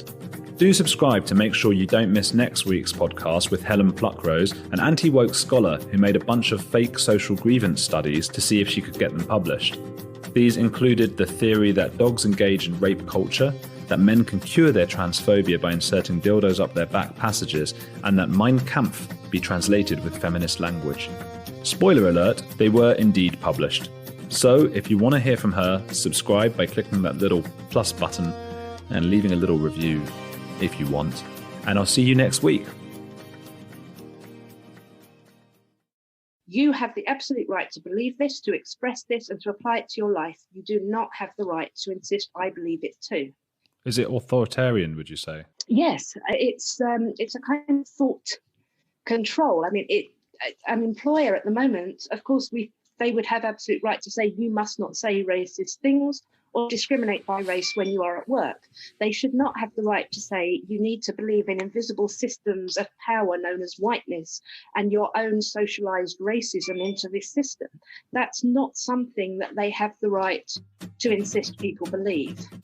This one is going to alienate some people, the woke among you, but this is a safe space for open discussion. So whether you love it or hate it, I hope it's entertaining and informative. And if you're triggered, I don't give a fig. Just kidding. Get in touch and we can discuss. And please do pass the pod to friends so it can grow a little. Today I speak with Helen Pluckrose, author of the new book Cynical Theories, and an anti-woke scholar who was part of a team that composed fake papers to highlight poor scholarship across academic fields. They created these bogus academic papers on things like men can cure their transphobia by inserting something up their back passage, and that Mein Kampf be translated using feminist language. Many of these hoax papers were indeed published by leading journals, leaving them red-faced, both metaphorically and politically. Communism joke there. In the wake of the J.K. Rowling trans debate and the hijacking of the Black Lives Matter movement by anti-Zionist organisations, Helen talks to me about the dangers of woke culture and the hierarchy it creates between different groups. She says the woke or social justice system places trans and certain races at the top, with Jews like myself firmly at the bottom, just below women, gay men and lesbians, who are increasingly getting a rough time. In the past few days, we've had UK grime music star Wiley tweeting incessantly about how the Jews are slippery and lots of other horrible stuff. I very nearly had him on this podcast and was even waiting in the Zoom call, but he didn't show up. Before we start, I'd just like to apologise to my dad, Neil Gold, for swearing on the last 2 podcasts. He gets very upset about it, and by listening, you've all been complicit in my microaggressions. You fuck.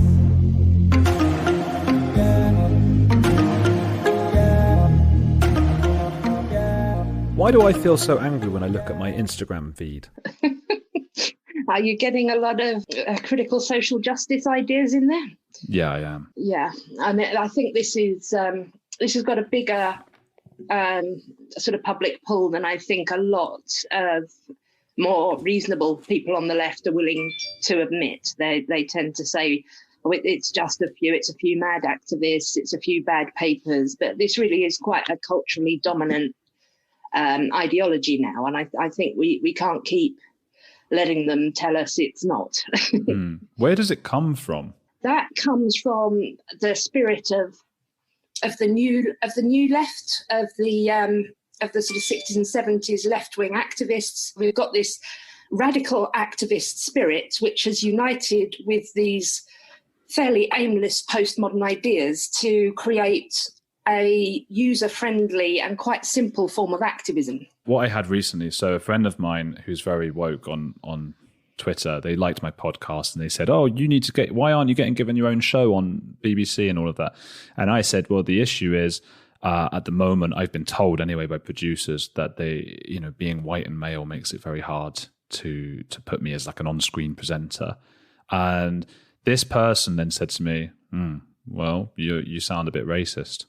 And I said, I'm just telling you what happened. I didn't even give an opinion about it. I just said, I'm very frustrated by it. And I didn't say whether I agree. Maybe I agree with that sort of positive discrimination, or maybe I don't, but that's all I said. Yeah. And then they said, because they were American, they said, Andrew, do you realize there is a genocide going on in the States right now? There is a Holocaust happening, referring to Black Lives Matter. Yeah. And I just didn't know what to say. I was so taken aback. So I just went, oh, okay. And I just sort of got a bit, because we were on the phone, and I just got a bit sort of apologetic and passive, because that's how I am. And I spent weeks thinking, what should I have said to that? What should I have said to that? When you get someone who's responding not to what you actually said, but to a position they perceive you as taking due to the way you're speaking about something, then you have got somebody who has embedded themselves within this kind of discourse analysis. So you might not actually have said straight white men are being discriminated against and it's terrible, but that's what he will read, with the addition of you entirely refusing to recognise that it's not white people who are mostly affected by racism, and wanting to preserve your own privilege and all the rest of it. So that is one of the most frustrating things at the moment. James Lindsay and I, who I've written the book with, he calls it, and I think he's right, it's a sort of a late stage of postmodernism where we've gone into an age of narratives where people care much less about what is true and much more about the narrative that they can spin around their own side. And this has obviously been helped by the Trump administration and that rise of populism and suspicion of expertise on the right.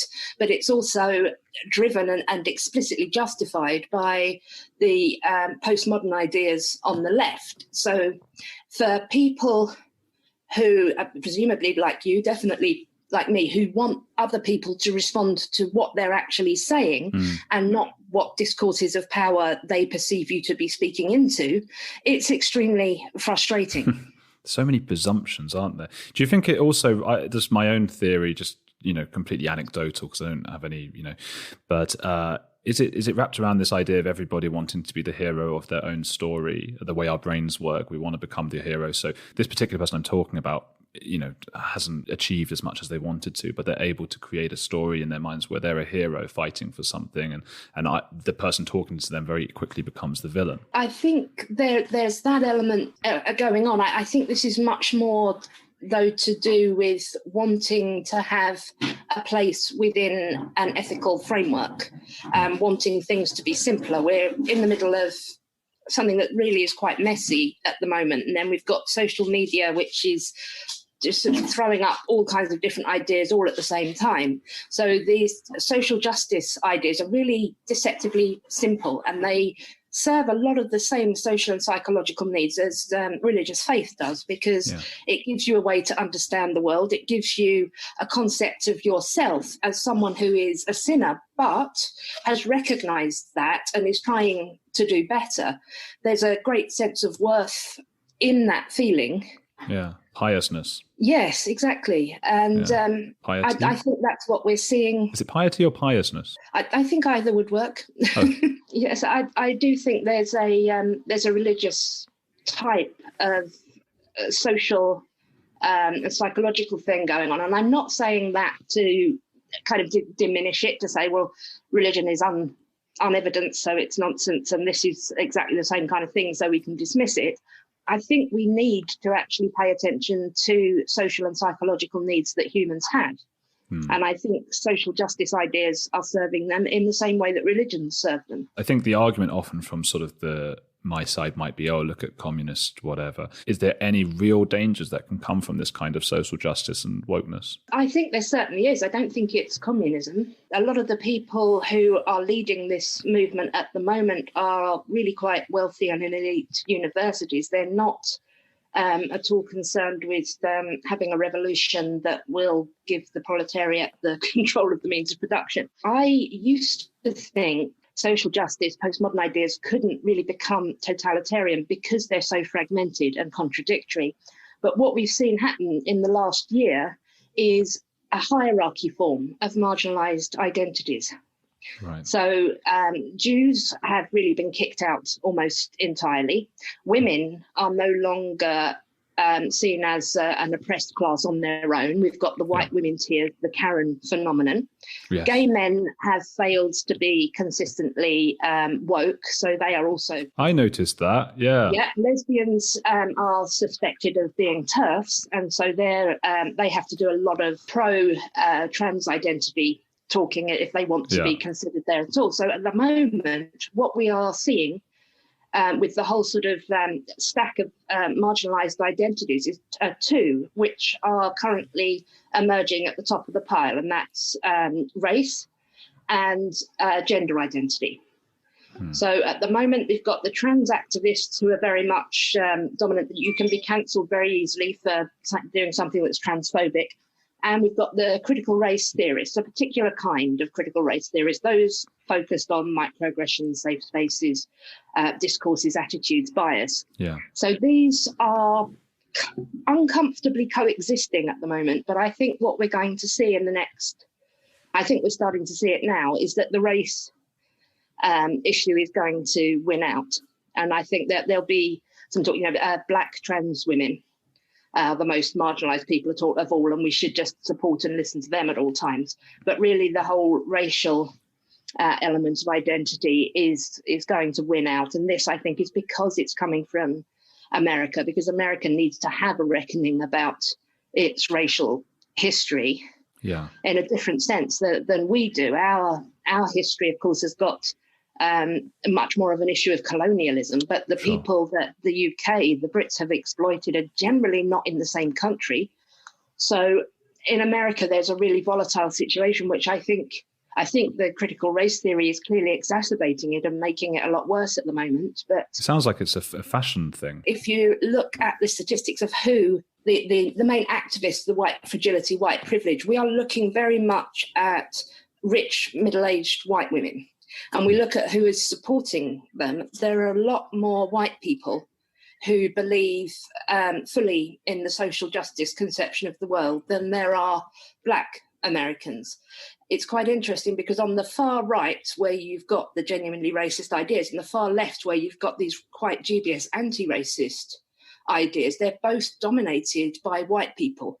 So actual racial minorities tend to be somewhere, they tend to collect much more around the sort of reasonable anti-racist side. We don't hear so much about cultural appropriation and microaggressions from the average Black person as you do from the white liberal elite student. Or would that be why the Labour Party did so badly despite all the Corbyn stuff and everyone was excited about Corbyn?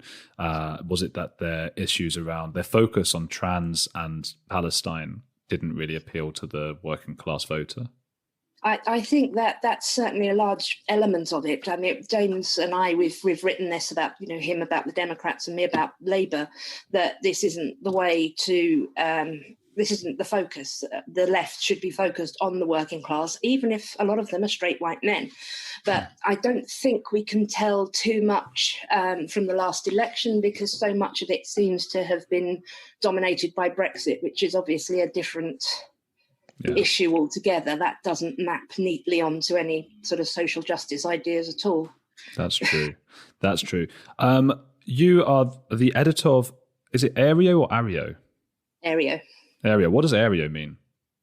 Aereo is short for Areopagitica, which was Milton's defense of free speech. Okay. And he was a sort of nonconformist Christian, obviously, and he wrote this. It was always intended to be read, though, but it's called his speech. And he defended the right of individuals to be wrong and to argue for what they believed to be true. I mean, he didn't go as far as including Catholics or atheists, obviously, but it was progressive for its time. I hated Milton at university. I couldn't get past the first page of Paradise Lost, but. No, that's I didn't enjoy that either, although I have studied it and written about it. But Areopagitica is much better. Okay. You can relate much more to it. More accessible. Today, I like particularly that he argues that it's better to be wrong honestly than to be right just by taking on what you've been told. And I thought that's there's more honesty in that. So I liked that idea of his. Tell me about the grievance studies affairs and what you. I find it fascinating what you guys did. Do you want to explain what you did with the? I think it was 20 academic papers. Was it? Yeah, we wanted to. I mean, first of all, we tried some overt hoaxes which didn't work, and then we went much more into the ideas, the concepts, the theories, the language. We drew on a lot of the leading theorists and the most ridiculous ideas we could find and brought them all together to argue for something that should have been clearly both unsubstantiated by any evidence and deeply unethical. And in addition to this, we also produced data which was either actually impossible or implausible, and then drew conclusions that weren't warranted by it. So this was really, they were all very much ideologically and theoretically motivated. They should have been clearly worthless, even to somebody who believed in those ideas themselves. Yeah. They would have said, no, you haven't made your case here. But that didn't happen. Well, only once. One person pointed out our data didn't work, and that was great. Otherwise, it mostly got accepted. And we had 6 which we retired, and another 5 that we were hopeful of, and 7 that were accepted. That's insane. So these were 7 academic studies that had no founding or basis, and they were very biased. Is it hard in general to get? What I want to ask is that proof that professors or publishers are biased towards grievance issues, or is it? Would you be able to do it from the other side? Would you be able to? Is it just that they're not thorough enough in their checking either side, or do you think this is proof that they are biased towards grievance studies? I don't think it's proof that they are necessarily biased towards it, but I think it's proof that this is a kind of theoretical approach which is acceptable when it shouldn't be. Yeah. So it's as though if we had something like the Wakefield paper in a medical journal which claimed that vaccines were linked to autism, this isn't proof that medical journals accept. I don't want this kind of paper, but it's a proof that there's a problem. They somehow allowed this in. But these are getting in when they shouldn't be. How much of a problem is this? I think it's quite a large one, although there is still good scholarship going on. Yeah. It's a problem when it's accompanied by stuff which doesn't have any worth, which isn't based on evidence, which isn't argued with reason, and which isn't advocating anything ethical. What was the story, the theory you were most shocked that was accepted and published? I think the silliest one, the one that we thought never would, was the one that's got everybody's attention because it was so silly. It was when we claimed that we'd looked at 10,000 dog genitals in 3 parks in one town, and that our observations of how humans interacted with their dogs taught us that dog parks are rape condoning spaces, then suddenly jump to nightclubs, and somehow this proves that they are too, and that we should train men like dogs. And this was all analysed through black feminist criminology, which is clearly irrelevant. The data was impossible. It didn't say what we said it said. And that was accepted anyway, and even given an award of being in a special edition. Wow. So that was worrying. But I think more worrying for me, and this is the one that doesn't get very much attention at all because it isn't funny, but was the one that we had accepted by Hypatia, which essentially argued that there is no legitimate way to criticise social justice ideas, that only marginalised groups can legitimately use humour, that white male or straight people can't legitimately use it, it's just bullying, and that any kind of criticism or mockery of social justice ideas is a failure to engage and should be punished. So that seemed like a very extreme argument, and we thought if they accept this one, then we really do have something to worry about. They are literally agreeing that there is no legitimate criticism of this kind of scholarship. And that was the one they accepted fastest of all. 9 days they accepted it, a couple of revisions, and it was in. How did you suggest that they be punished? We didn't actually go that far, but we said, this was, we claimed that academic hoaxes like ours, like Alan Sokol's, were an attempt to preserve privilege and bully everybody else, and that this should carry academic penalties. So we're clearly implying that people should lose their jobs, they should be suspended, they should have their doctorate revoked, or any of these kind of sanctions. Right. It should just not be allowable. I can imagine that last one you said. I mean, my Instagram, and I'm risking wrath here because that's why I post these things a lot in my Instagram thing. But my Instagram followers and people I follow would love this. They would love that. They would be sharing that in a second. The idea that you can't criticize woke, and if you are, especially if you are white or if you are privileged in some way, like they are, of course, as well. But that's amazing. Are you worried that you'll never be published again after what's happened, or that you'll be sort of cancelled? And does cancel culture exist? I think cancel culture certainly does exist. I think I am fairly immune to it because I'm not employed by anybody else. I can say what I want. I've got some support from ethical liberals, so I can deal with the amount of abuse and nastiness that gets thrown at me. I'm not really in a very vulnerable position here. There's also a certain privilege in being a woman because I'm I can't be accused of, well, I can be accused of misogyny, but not of,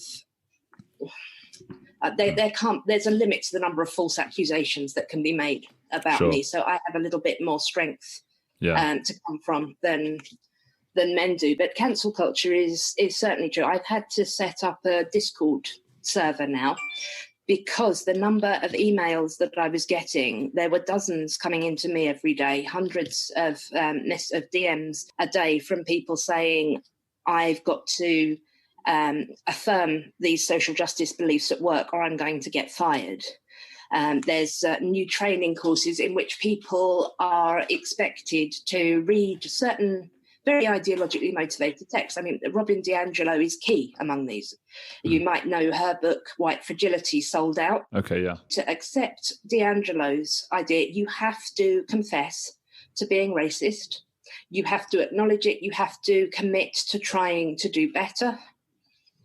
And you have to accept that any kind of disagreement at all, even if it just takes the form of not saying anything or going away, is just evidence that you are too fragile to confront your own racism. It's a thoroughly Kafka trapping. Do you know that fallacy, where any denial of the accusation is used as evidence that the accusation is true? Catch-22 would be my version of it, the Joseph Heller. It sounds so religious the way you put it. It's actually scary, isn't it? Yeah. You know what my concern is? Just by talking about this, and I guess you must have been concerned about this, just by talking about this idea, you get picked up, I presume, by people who are sort of right-wing and want to use your ideas of free speech or whatever to just be horrible racists. Is that an issue as well? Yes, that's a problem. Literally before I came to this meeting, I just tweeted, I seem to have in the last few weeks picked up a few right-wingers who are equally tribal, dishonest, self-victimizing as the worst of the social justice activists. They're almost mirroring each other. People who are actually anti-equality or anti-intellectual, who could use these ideas to attack the university or to attack solid scholarship into issues of human rights. And we have said that this does not justify any such broad attack. Most scholarship is still good. Most work into race, gender, sexuality issues is still important. We still need this. We've done a defense of the university. We've argued for a liberalism over identity politics. We've pointed out that the right-wing ideas are also illiberal. There are certainly some liberals on the conservative side as well, and I can respect them. But there's an illiberalism coming at us from both sides. Our manifesto against the enemies of modernity looks at the pre-modernists on the right, the populists who are suspicious of science, experts, reason, and they want to go back to some kind of idyllic state of nature that never really existed. And then there are the postmodernists, and they are suspicious of modernity as well, because they think this is where oppressive forces have all gathered in the West to oppress everybody else. So yes, there's always that risk, but it doesn't last very long. I occasionally pick up some right-wingers, then within a few days or a couple of weeks, they're usually yelling at me and then unfollowing me on Twitter. So is that sort of a bad thing, because then you're losing followers? How do you feel when you lose a follower who's a horrible person? I prefer this because what I found recently, my following has jumped up a bit. When I had 30,000 followers, I was really proud that I could quote tweet someone in disagreement and be completely sure that none of my followers would be abusive to them. In the last few weeks, I have found now that some of my followers will be abusive, and I will block them if they do that, but it also is likely to make me unable to quote tweet people. Yeah. I still think it's a good situation to be in, because I've only got like 1,000 followers, and it's so hard to build them up. So at the moment, I would even take the bad ones, I think, but that's just selling out, I think. I think it depends what you want to do. It was when I got to 10,000 that it got really difficult. Before that, I had a nice selection of people with different ideas, and we'd have proper conversations. And then as it got over 10,000, there was always someone who was going to miss the point, someone who was going to answer something I wasn't saying, someone who was going to say something that didn't even relate or make any sense. And this is infuriating to me. I seem to lack the ability to just ignore the people who aren't making valuable points. 21-year-old UMass student Maura Murray disappeared after crashing her car on a hairpin turn in the White Mountains of New Hampshire. This is the mystery that sparked a cultural obsession. Missing Maura Murray is the definitive podcast on the case. Dig deep with hosts Tim Polari and Lance Reenseerna as they parse fact from conspiracy and fight to gain closure. Search Missing Maura Murray wherever you listen to podcasts. And be warned, you too may become obsessed. What if your daughter disappeared? Your mother, your son? What if years have passed and you're no closer to finding them? When a person goes missing, their story doesn't stop there. Each week, Missing brings you stories of missing persons and justice, sourced from the case file of the nonprofit Private Investigations for the Missing. Listeners say Missing is the most binge-worthy podcast of all time. Search Missing wherever you listen to podcasts. Missing, where mysteries have a mission.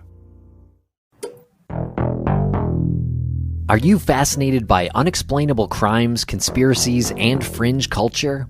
Well, step into the crawl space. From tales of survival and deepfakes to synchronicities and cryptozoology, Crawl Space is a podcast that brings you weekly stories of the mysterious, harrowing, and bizarre. Search Crawl Space wherever you listen to podcasts. Crawl Space, where crime meets culture.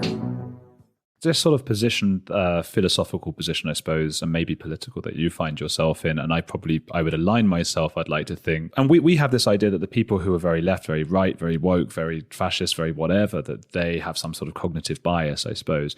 Is it possible that we are the ones that have that? I think it's possible that we all have that. Sometimes people accuse me of having an ideological commitment as though I don't realise this, as though I haven't actually written a manifesto setting it all out with Jim. But yeah, I can only argue for liberalism in the traditional sense, in the sense of the focus on the individual and on the universal, our shared humanity, and each person being able to reach their full potential regardless of their social status, their economic status, their race, their gender, their sexuality. This is, I think, the most reliable system, because even though it isn't perfect, and some of the Marxists and some of the social justice activists have correctly pointed out that liberalism doesn't move very fast. It reforms things slowly, and it's how we've got to where we are, but it doesn't move fast. It doesn't always pick up issues of racism or economic focus. So the Marxists would focus much more on class, social justice would focus much more on race or whatever. But I think when you've got a liberal framework which then actually incorporates some of the good stuff from both the economic left and the identitarian left to ensure that it doesn't get stuck at this smallest level, the individual, and this largest level, the universal, and miss a lot in the middle, then I think you've got the strongest framework you can get. What you've got with the social justice people, unfortunately, they're all about identity and groups. There is almost no recognition of our shared humanity, that we can empathise across groups, that we have the same feelings, that we can understand how other people feel. And there's very little understanding that anybody can be an individual and disagree, or, because one of the most frustrating things is when they will say to you, listen to Black people, listen to trans women. Yeah. And what they mean, of course, is listen to the ones who agree with us.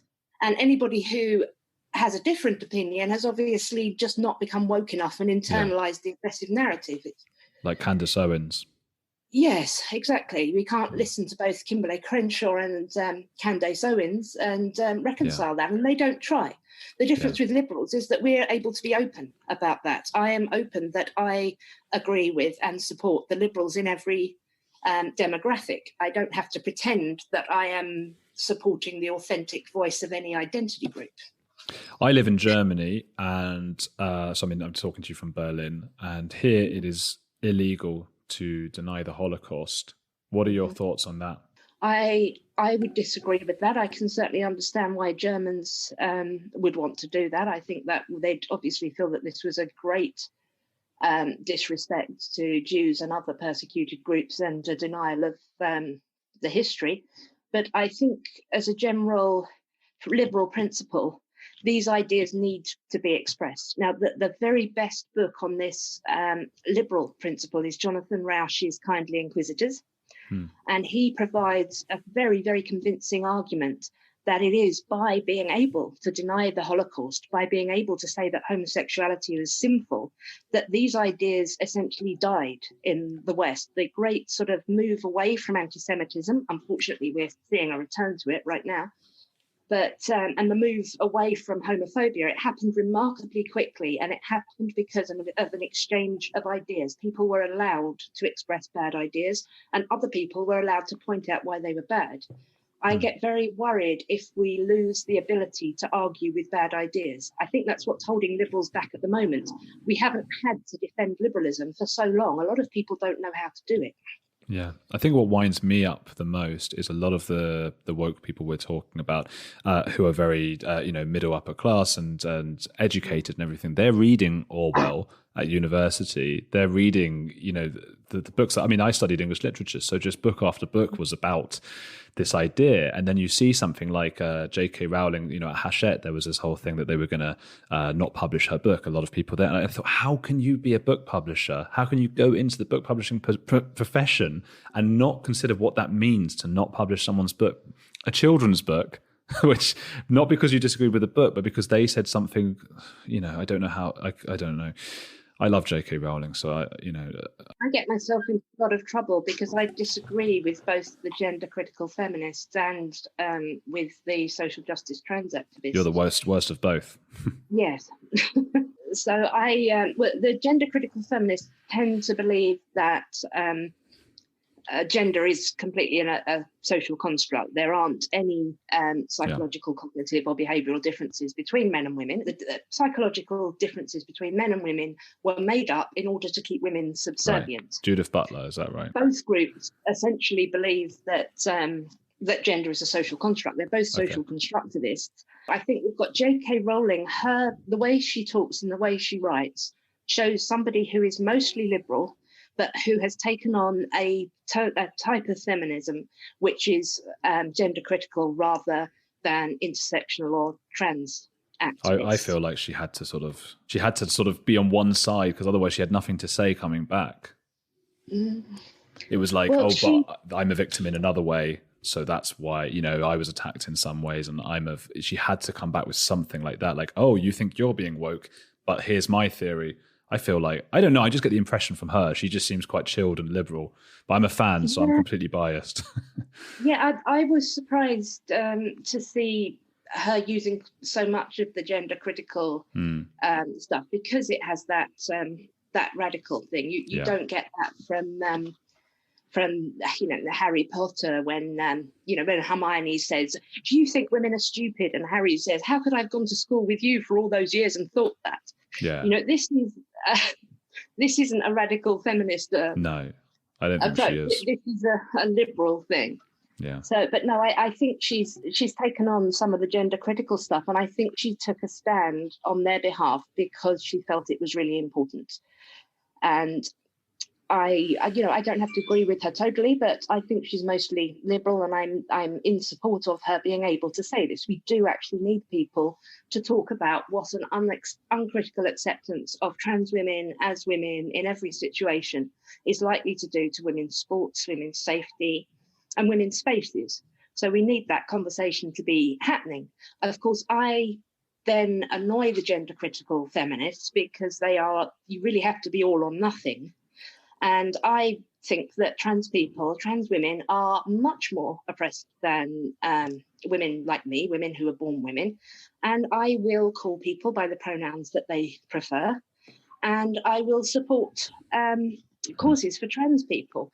And this makes them regard me as a kind of traitor because they think you can only support one. This isn't true. I can certainly support women who want to protect their sports and their spaces, and without being evil to trans people.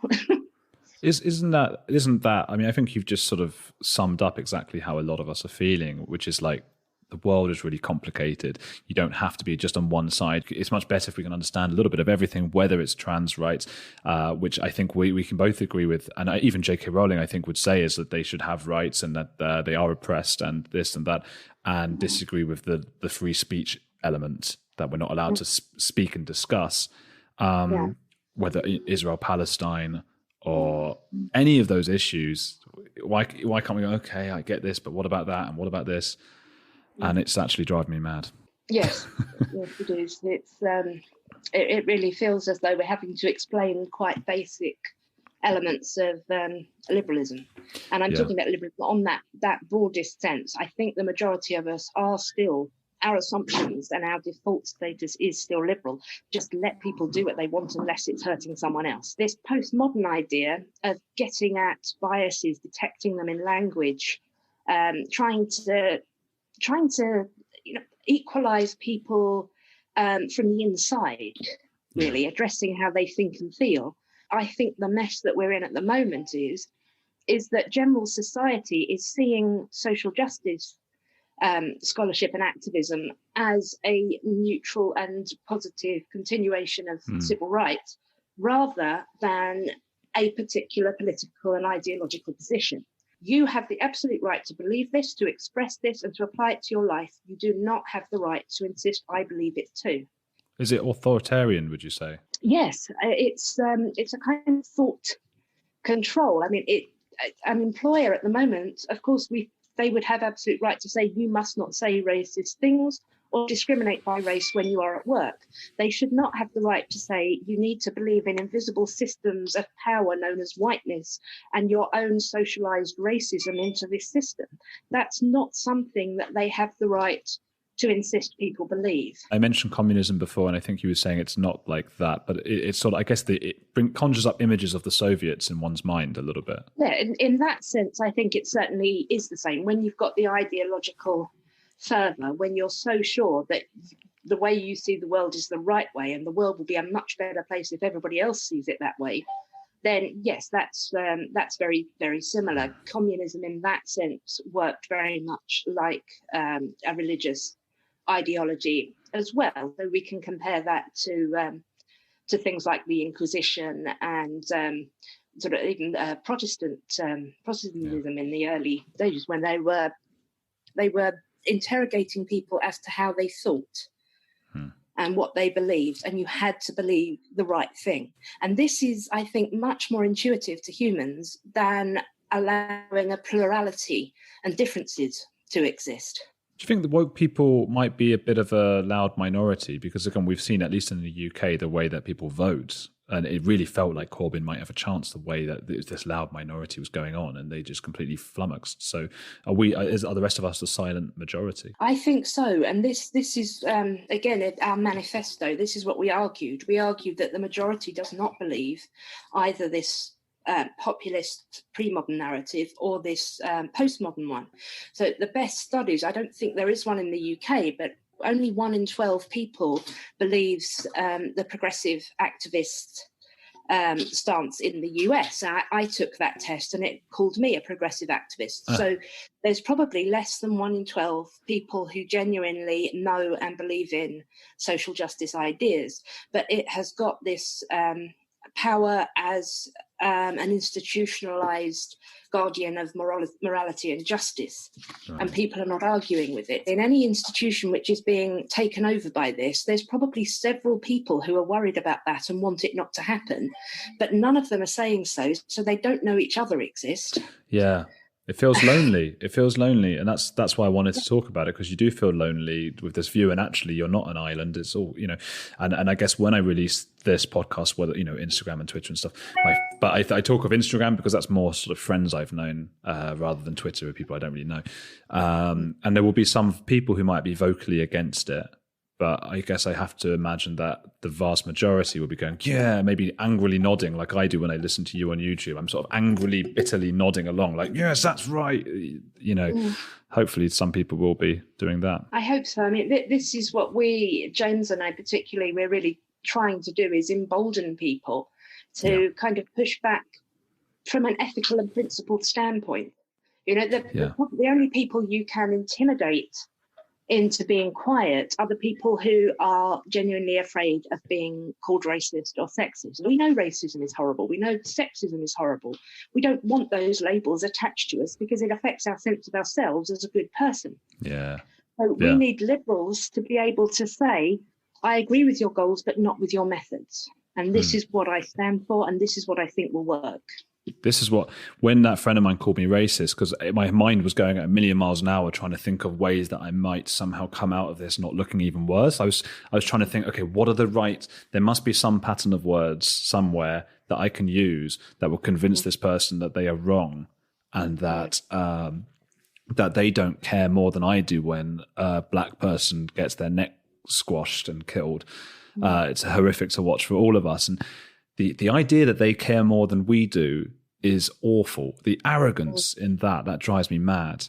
And I couldn't think of any combo of words that would do that. So all I could do was go like, oh, I'm sorry. And then that person since then sort of, I guess, feels like they've won. They might go to their other friends and go, well, I actually confronted a racist today. This is what I'm imagining afterwards. Yeah. And then sending me lists of ways I can educate myself afterwards. Yeah. Christ. Yeah, it really is. It's a kind of ideological capture and trying to get through to people. I had a long thread on what the liberal concept of colourblindness is and how it isn't the same thing as ignoring racism. And even though I'd spent several tweets explaining this, somebody came up and, oh, you still just want to pretend racism doesn't exist. You're still this imperialist, it's your white supremacist. And there isn't anything you can do. But I think as well that they do, a lot of the time they do know that there are other attitudes out there. So Robin DiAngelo, for example, she says that white liberals, white progressives are the worst. That she considers them worse than the far right even. Wow. Because we seem to want the same things, but we have a different conception of the world. Right. And this is what I'm seeing a lot as well. People put a lot of effort into attacking me. And I think it is because I can be more convincing to other people who also dislike racism. This is why I am seen as a greater threat, perhaps, than somebody who is clearly racist, that nobody with any ethics at all wants to be associated with. But somebody like me who is saying racism is bad. Racism mostly affects people who are not white. We haven't entirely got rid of systemic racism. We need to keep addressing this. Social justice is not the right way to do that. Yeah. That is what could actually draw more people away from social justice ideas and is therefore seen as more of a threat. I suppose the reverse of that, it's why I get, again, as a Jewish person, I get a lot more offended when there's left-wing anti-Semitism than right-wing, because right-wing, I just think you are just, who are you? You're just not even a real person, but they shout stuff on YouTube or whatever. I get it a lot just because of my surname, and which doesn't even mean anything. And it's just, I just think you're not even a real person. When it's a left-wing person, I think you could be a friend of mine and you could be in my social group and you're thinking these subtly different things that are quite dangerous. The last chapter of our book you might like because it explicitly compares this liberal and the social justice approach. I've got quite a lot of quotations from recent books written on liberalism. And it really is the case that for liberals, we share the aims very much often with social justice activists, but we might share methods more with centre-rightists, because at the moment, people defending the individual responsibility, freedom of speech, are much stronger on the centre-right. Unfortunately, they're not as strong on the centre left, which is getting kind of swayed into this this idea. There's a lot of slippery slope arguments going on, where if you say, well, I think people should be able to say that they believe woman is a biological category. We don't have to agree with them, but that's a position they should be allowed to take. Then if you're saying this, then you are in support of creating an atmosphere in which trans women get murdered or commit suicide. So it's not as though it's getting extremely difficult to take this ground where you say, I want to support trans people who are vulnerable. I don't want this to involve the silencing of people who have different ideas of gender and sex. That shouldn't be allowed. Well, tell me about what is the name of your book and when is it out? Because I couldn't get hold of it yet. It's not out, is it? It is. Well, no, it's not out, but it's available to pre-order. It's called Cynical Theories has the subtitle of How Scholar Activists Made Everything About Race, Gender and Identity, and How That Harms Everybody. So that is out, and people can, well, it's coming out and you can pre-order that now. And don't show anyone you're reading it, because they'll burn you in the book and cancel you. We've already got a load of negative reviews on Goodreads and nobody's even read it yet. And there's been several academics come down against what they assume it's going to say. So how has this centrist rationalist view become like the heresy of today? I think it is because it's a greater threat. Is there anything good that comes from wokeness? There's certainly elements of truth in there. I wrote a piece that you can find called What Social Justice Gets Right, in which I argue that they're not wrong to say that language has power, that culture has power, that people can have biases that they're not aware of. There's a kernel of truth in almost everything. So with the concept of white fragility, it is almost certainly true that white people do feel uncomfortable discussing racism. They feel complicit in it and guilty about it. And that could lead some of us to not wanting to talk about problems. So there's always that kernel of truth, but it's where they go from that. And what I would argue is that we still have the best method possible with liberalism, with universalism, with individualism, with objecting to racism as an attitude individuals can choose to uphold or reject. Okay. That is the way to get rid of racism, to make it something that if you hold racist ideas, if you express them, the majority of people will not consider you someone worthy of respect. They will consider you to be unethical. They will not respect you greatly. So this, I think, is the way forwards with racism, whereas the social justice idea, where all white people are racist by default, and the better people are the ones who admit it and try and unpick it, I think that's entirely counterproductive. If everyone is racist, no one is. There isn't a way for people to avoid being racist, and there's pressure on people to pretend to be racist. So I really think that we are seeing a surge of racial awareness that is counterproductive, coming directly from social justice. I think it's a good feeling, the whole social justice. It makes you feel good. Because I remember when I was 16 or whatever, and you learn history at school, and you're learning about the Holocaust, or you're learning about slavery. And I used to daydream in my class that I was back in the 1800s or whatever, or the 70s or 1930s, 40s. And I would stand up and go, no, this is wrong, what everyone's doing. And it was almost frustrating to me that where I looked around, there wasn't, not that it doesn't exist, but most of my friends and everything, you didn't have this kind of thing. And you almost want to invent it where it isn't, because then you can be that hero. I wonder if sometimes with a certain type of male feminist, and this is something I've got quite indignant about, because quite often on Twitter, they've all given up on me now, and we've moved much more onto race anyway, but for a while I would frequently get a male feminist telling me that they needed to be quiet and amplify my voice, because otherwise nobody would listen to me. And that society generally regarded me as less competent, less capable, less knowledgeable and reasonable than men. And this hasn't been my experience at all. Yeah. Often the person saying this has perhaps 100 followers and doesn't publish anything anywhere.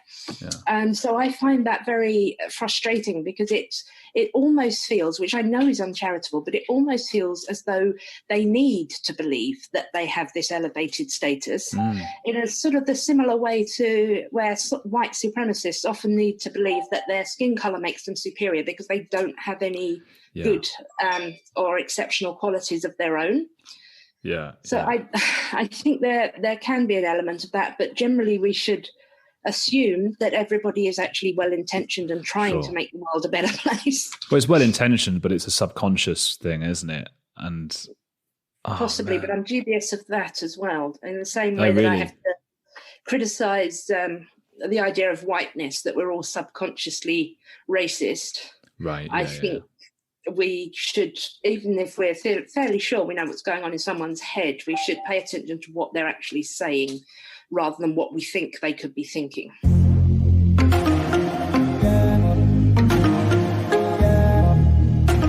Some of you will have been nodding your heads viciously along with what Helen was saying. Some will have gotten lost in the scholarship theory stuff. I found myself flitting between the two states of being. An important message that mustn't be lost in all of this anti-woke stuff is that racism is bad. Black Lives Matter is an important and necessary movement, and we as a society need to do all we can to ensure things be fair and equal. That means listening to minority voices, even if they don't correspond with the general woke consensus. That said, the religious side of woke is something I'm averse to. I don't feel like washing my sins, nor do I feel a desire to look for the worst in others and out them for their thoughts. Please remember to review the podcast. Unless it's a bad review, then do forget. And I read every one. And tell your friends to pass this around. Next week isn't 100% confirmed, but I think it'll be with Josh Friend, the lead singer of dubstep band Modestep. He's an old friend of mine. He's immensely talented and a huge online star, and he'll have some truly bonkers things to say from inside the music industry. See you next week. He was extremely narrow-minded, arrogant, and ignorant, and that's always been my opinion of him. Always. I know the upbringing that Wiley's had. I know the upbringing a lot of the grime scene have had, and their facts and sources come from stuff their mate has told them while they're coming over and sitting on the couch smoking a joint. Yeah. And YouTube videos. I'm about to go on a rant. Firstly, let me just say I'm delighted to have Josh Friend from internationally acclaimed Modestep on the show. He's actually an old friend of mine, and it's a great podcast as he really speaks his mind and doesn't mince his words. In the UK this week, a leading rapper known as the godfather of the grime subgenre, Wiley, went on an anti-Semitic tirade. A tirade is being kind, as it was about as subtle as Mein Kampf. I don't say that with hyperbole. The things he said had nothing to do with the typical criticism of Israel or Zionism. This was straight up, the Jews are slippery, the Jews are like the KKK, and the Jews need to be shot and killed. All things he said. Crawl out from under all your little rocks and come and defend your Jewish privilege now. He called out for the top Jew to come and speak with him, and he very nearly came on this podcast, but then didn't turn up in the Zoom meeting. Things are very different in the US and the UK regarding the Jewish race, and it is a race if only for the simple reason that if Hitler were here today, devout atheists such as myself would be put on the trains. In the UK, there's been a steady move towards both the right and the left, where some of the more insidious anti-Semitism has been cropping up. As famous scholar Helen Pluckrose explained on last week's podcast, the Jews have been kicked out of the woke pyramid of minorities. This, despite Jews only making up 0.5% of the British population, compared to 14% for Black, Asian and minority ethnic people. The whole woke or social justice philosophy is centered around well-meaning ideas of equality and redressing societal imbalance. And let's be honest, they consider a group of people who have been persecuted throughout history, from the Russian gulags and ghettos where my family toiled for generations, to concentration camps, as the privileged elite. This, despite today, on both sides of the Atlantic, being the overwhelming target of religion-based hate crimes. For example, around 70% of US hate crimes in 2017 were aimed at Jews. As former racist Matthew Collins told me on this podcast a few weeks ago, the Jews existed everywhere, and you couldn't even look in your cupboard without one hiding in. In my own personal experience, I've been called all sorts of names, including Shylock at university, the Shakespearean character. I've been told countless times by production companies that they can't take my documentaries because I'm white, and whenever I've explained that I'm Jewish, I've been laughed out of the offices. Not a month goes by where somebody doesn't make reference to my apparent stinginess or greediness, and when I release a new video on YouTube or the BBC's page, it's propped up by countless online idiots referencing the fact I'm not to be trusted. My last name, Gold, suggests I'm a Jew. It was once Goldstein, changed by my father for sounding too Jewish.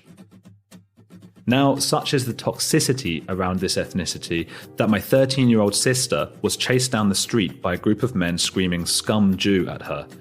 Not something from the 1940s, but 2019. But you know what? When someone like Wiley says what he says, it doesn't hurt that much. He's a complete nutcase. Jewish people, like most minorities, will see that kind of thing on YouTube comments and on Twitter daily. You learn to just block it out. What does hurt is hearing pseudo-intellectual rationalizations and explanations from respected left-wing journalists and public speakers. Typically, when you're attacked as a minority by some racist fascist on the right, you can look to the left for support. When the left close their eyes to this, we're left feeling very lonely, and it hurts. I'm brought back to my first experience of being somehow other in the United Kingdom, when I was at a football game with my dad at 10 years old, and the fans around us hissed to mimic the sounds of the gas chambers. As many of you know, I was on the radio this week to discuss the whole Wiley incident. It doesn't matter which channel or who the presenter was, but she explained away Wiley's tweets. They absolutely hit the borderline of, can we call this anti-Semitic? Perhaps you saw Wiley's tweets and you think he has a point. She was a former Guardian journalist, and that's an important point because that paper is supposed to be our allies to the left. But the Guardian released a bewildering article after Wiley's rant, a great big photo of him looking smug, his hand raised triumphantly in the air, the headline reading, "Wiley tells Jewish community, Israel's not yours." They appeared to be championing him, and amazingly making it about Israel, a country Wiley mentioned once or twice out of thousands of messages that were very clearly aimed at the Jewish people. Later, another supposed ally, in the form of The Voice, a newspaper popular in the black community, published an article in defense of Wiley's statements. So here we are in 2020, and mainstream respected newspapers are basically writing that Jewish people are bad, and debating the whys and the hows, and the what to do with us. This hurts, but it's also dangerous. So this is a call to arms, because the only ally in the UK that I see the Jewish people having now is the moderates. I'm not asking people to stick a black box on Instagram and say they hate racism, because nobody agrees about what constitutes racism. Nobody thinks they're racist. That's the whole problem. On the right, I'm not racist, but look at the stats connecting this particular minority with crime or whatever it might be. On the left, I'm not racist, but look at the stats relating to Jews and how they might be owning the world.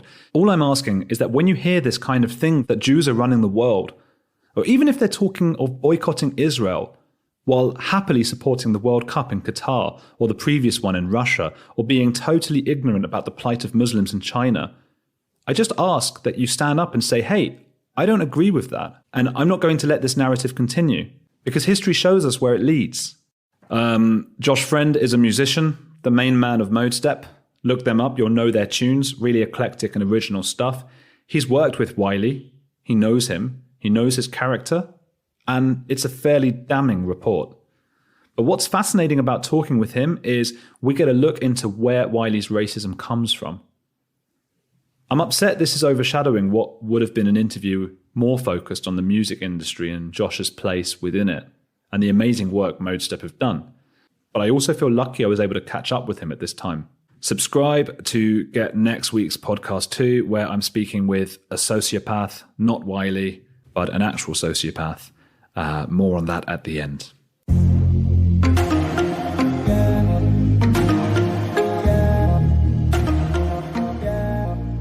Have you ever come across Wiley? Are we recording? We are recording, aren't Yeah. we? Yeah. You can tell me stuff off the record. I mean, look, I've known you 58 years. No, it's fine. It's fine. Okay, so my first experience with Wiley was in Australia in 2012. I think it was me, Wiley, Skepta, and some of the managers from Boy Better Know. And we were all in a bus on our way to somewhere in Australia because we were doing a whole tour of Oz together. And my only impressions that I got of Wiley was very argumentative, very opinionated, and even though he was talking, I'm talking about the stuff we were talking about in the van, the stuff he was talking about, I am a very informed person, but he still argued with me and tried to make me feel like a piece of shit for having a different opinion to him. So from then on, I kind of writ him off as somebody who's just narrow-minded and ignorant. And for the last 10 years, both my brother and Pat, the drummer in the band, big grime fans. I'm not a massive grime fan. It's never really been like, I was garage, and when it hit grime, I was a little bit less into it, to be honest. They're huge fans. So every time they would big Wiley up, my opinion of him stayed from that time I met him, where he was extremely narrow-minded, arrogant, and ignorant. And that's always been my opinion of him, always. Yeah. So when this stuff appeared, I think you saw I was one of the first people online to actually call him out. And instantly unfollowed me and blocked me, like he does with anyone that has a different opinion to him. And he just lives in like, it's difficult to really blame people like this, because I know the upbringing that Wiley's had. I know the upbringing a lot of the grime scene have had, and their facts and sources come from stuff their mate has told them while they're coming over and sitting on the couch smoking a joint, and YouTube videos. So really, you can't blame them. They're not informed. They're not people that have educations. They don't have any and obviously what's happened with him, and I can see it happens a lot in the industry, is you get fucked over by your manager and you try and find a reason to hate them. And obviously a lot of managers in music business are Jewish. So it's very easy for him to point the finger, and obviously he has mental health illness, mental health problems, which I think is quite evident by all of this. And he's lost the fucking plot, mate. And it happens once every 3 months as well. Like, I think the majority of Wiley's following on Twitter isn't fans, it's people watching him. Okay, like Trump. Yeah, exactly the same. What would you have said about him if I'd said we were off the record? Because that was quite damning. Oh, right. Well, if we were off the record, I'd say first time I met him. Can I leave that bit in? Because the thing about that is my dad's he's been listening to them, and he got a bit upset that I've sworn on a few of them. Yeah, I heard you replace the word fuck with fig on your last podcast. So I was about to drop a bunch of figs in this one. I don't know if you've actually met him, but back in the day, I used to show him your music. So he's going to be doubly disappointed. This is going to be a running theme. Mate, this is rock and roll. I'm sorry. Yeah. He's going to have a problem with your tattoos, by the way, as well. Yeah, well, he says the same thing about tattoos and swearing, right? Exactly the same thing. Can you guess what it might be? God doesn't appreciate it? No.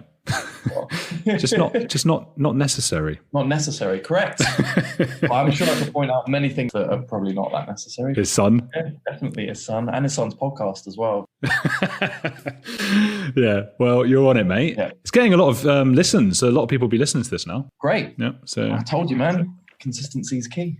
I've got Wiley's number. Should we call him? If you want. I don't think he'll pick up. The thing is, he's gone completely silent since all this happened. So it's either one of two things. He's in a mental hospital and there's people looking after him and caring for him, or the police have... he's been Facebooking all day. He has? Yeah, he's got a proper... Do you know his real name? It's something like Richard, isn't it? Fuck knows, mate, to be honest. Ian Richard, something like that. He's been posting all day. And that's the only platform that he's allowed to post on. That's what's happened. Did you see my interaction with him?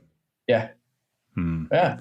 It's a very typical, by the way, Wiley's renowned for taking bookings and not showing up. That was like, back in the day, that was the meme about Wiley. That was what people thought of him. You know, you book him, you pay the money, there's 5% chance of him showing. Luckily, I should just point out, I didn't pay him any money, but I did say, for those who don't know, I said, he said any top, we haven't actually explained what happened in case anyone, because some people don't know. It seems a lot of people crazy. in America don't know. Yeah, it's only the UK that know about this. Yeah, so, maybe I'll do a bit at the beginning to explain a little bit, because we'll talk about him. But just for now, he's a grime music person. He invented grime. He's the godfather of grime. Yeah, why don't you say what he is and what he's done recently? Wiley is considered the person who invented the genre grime music.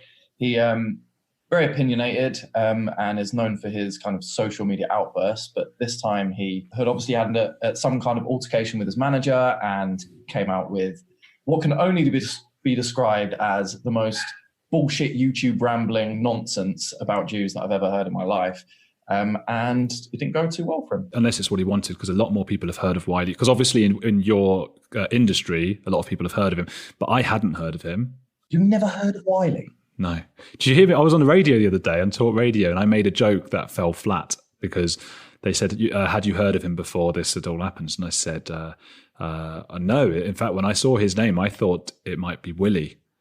And I thought maybe there'd be a chuckle, and it's just dead air for a few seconds. And I said, I'm not sure you're allowed to say that on national radio. I said, can you say Willie on national radio? And she said, don't think so. No, only if it's your name, I think. It's like, you're only allowed to say cockerel and not cock.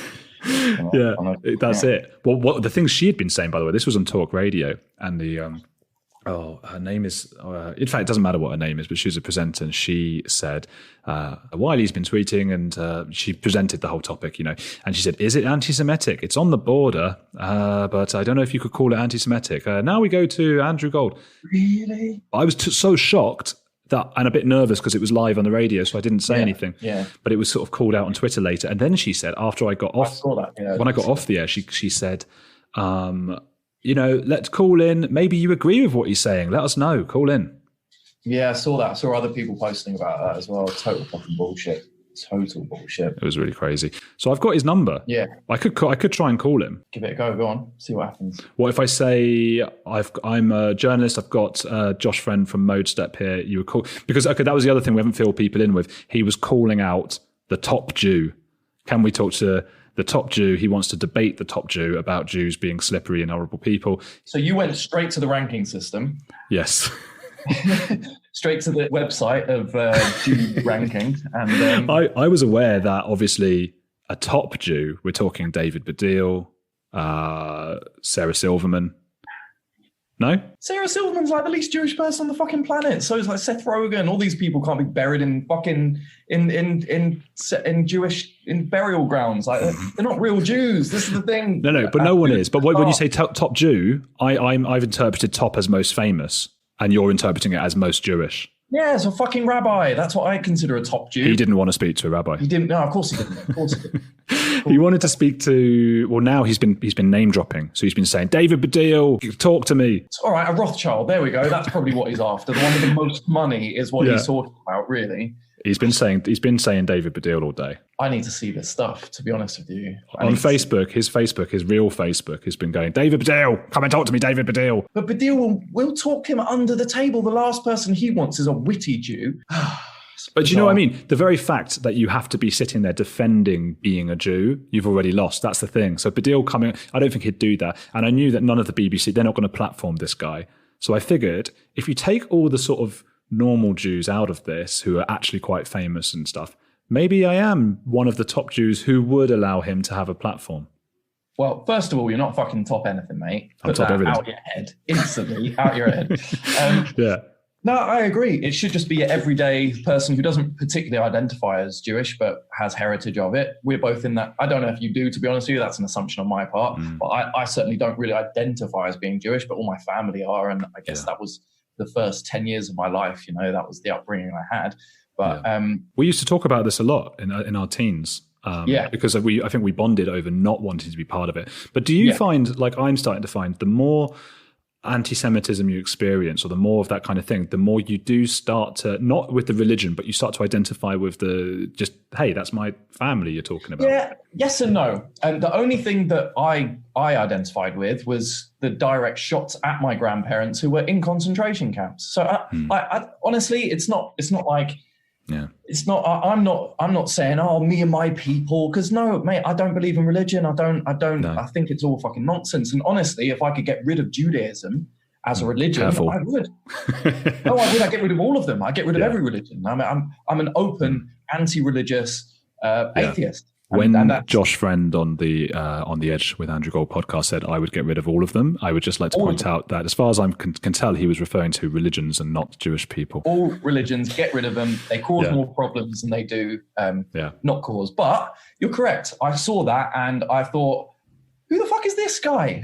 And you know what really upset me, Andrew, was the amount of support that myself and other people gave to Black Lives Matter. And to see that instead of all the people who are supporting Black Lives Matter jumping on and going, you know what? This is more bullshit. This is more minorities being hurt. Let's back it. Yeah. It was silent across the fucking board. And that really pissed me off more than anything else. It was like, where's this double standard come from? I don't know if you agree with me on this, but when you see what Wiley wrote, you go on Twitter, you see what he's written. It doesn't hurt. It's not making me cry, whatever. Mate, it doesn't. You knew some of like the holding the corn stuff. That's drill talk for being shot. Right? Yeah. Okay. So it does. So then you disagree. What I'm going to say though is like, because it's so mental when you get someone who's anti-Semitic on the right wing. So I've had this on YouTube, the videos I put up, and I'm sure, I don't know if you would have actually, because you don't have anything that's characteristically Jewish. My name Gold gives it away straight away. Yeah. So whenever I post anything, there are usually one or two comments going, oh, yeah, well, what ethnicity are you from? State your ethnicity, will you? And all this stuff. Yeah. But I just think you are a bloke sitting at home covered in your own feces with a tin hat on. I don't care. But then when you get this Guardian woman who was the woman who was presenting on talk radio, when you get those kind of things, when they go, is it anti-Semitism? I'm not sure. That hurts because that could be a friend of yours. Mm-hmm. Yeah, I agree. I totally agree. And honestly, the thing that hurt more than Wiley saying this stuff was the responses, because I would say it was like a 90 to 10% split in favor of what he was saying. Well, those followers, aren't they? A lot of people arguing for him and saying, yeah, he's right. And there are people that sit on the fence, and as soon as Wiley states his position on things, they follow him. I'm going to see if I can call Wiley. Oh, God. Don't say I'm here. I don't want But no, well, the whole point is saying you're here. Nah. Not happening. No, well, then I'll do it another time. Because otherwise I want to get him to come onto a Zoom call with me. It's not going to happen. Yeah, do it. Do it on. Yeah, but if he does say yes, then he's going to come in the call then, isn't he? That's fine. I'll get off. In fact, I'll just sit mute. I'll block my camera out and watch it with you. All right. Well, all right. Go on, give him a call. Why can't I say I've got Josh from Modestep? You've bottled it, mate. No, I don't want to be involved with his... But I'll tell you why, Andrew, because 6 months ago... actually, it was March. It was the day that the lockdown happened. Yeah. I had death threats from the grime community, so I'm not having that again, mate. Yeah, I had actual death threats. I had people saying they were going to come up to my show and kill me. So Should we leave Wiley then? Maybe we shouldn't do that. Or we could prank call him. I think... Hello, Wiley. No, not getting involved with it, man. Okay. But welcome to call. Do it. I think you should do it, quite honestly. I might do it another time, Yeah, I think it would be a scoop that would be good for you. And I would love to hear the conversation, because you're quite used to speaking to extreme people, I guess, people with very extreme thought patterns. And you're... Yeah. Well, the other thing, if he was looking for a top Jew, I mean, there are not many, now that I've outed you as one, there are not many topper Jews than you. You got millions and millions of YouTube videos. I'm doing a segue here. Millions and millions of YouTube videos, watches, views, whatever, and Spotify and all that. What's it like having loads of fans? Strange, because it happened over 10 years. Like the initial time where we broke out and suddenly there was like a bunch of people who were coming to see us. It happened so fast that none of it registered. It was very whirlwind. I think I was working a job at the Apple store. Within 6 months, handed in my notice, and I was then spent 3 years on a tour bus from then on. So it was from 2010, 2013, late 2013. I've not been home. I spent it all on a tour bus. So it was a real whirlwind change in my life. I was I'm going from serving people in the Apple store to being shipped around the world to see all my fans. So that was weird. But now it's kind of I think we just hit 10 years since Sunlight came out. So now it's very different.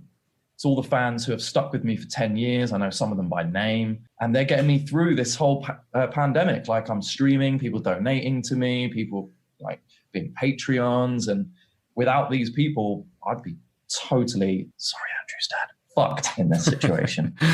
I've seen you having a few arguments with people about the Patreon thing. What's going on there? Yeah, so there's this. I had a big fallout with another DJ. I speak to a lot of DJs. Obviously, that's what I do. I speak to a lot of them, and a lot of them, especially those who are on visas in America, are suffering really badly because we don't get any unemployment out here. We don't get any help from the government in the UK. We don't get any help from the government over here. And we can only work as musicians because that's what our visas state. So I can't go and start running an Uber if I wanted to just earn a bit of money on the side. I can't do it. So I made a very clear point on Twitter that for some reason, artists have to give this impression that we're all killing it. We're all balling in life, and no matter what, we're up in the crib, we're doing for some reason, hip hop has changed the way that people see celebrities. We all have to look like we're superstars, no matter what.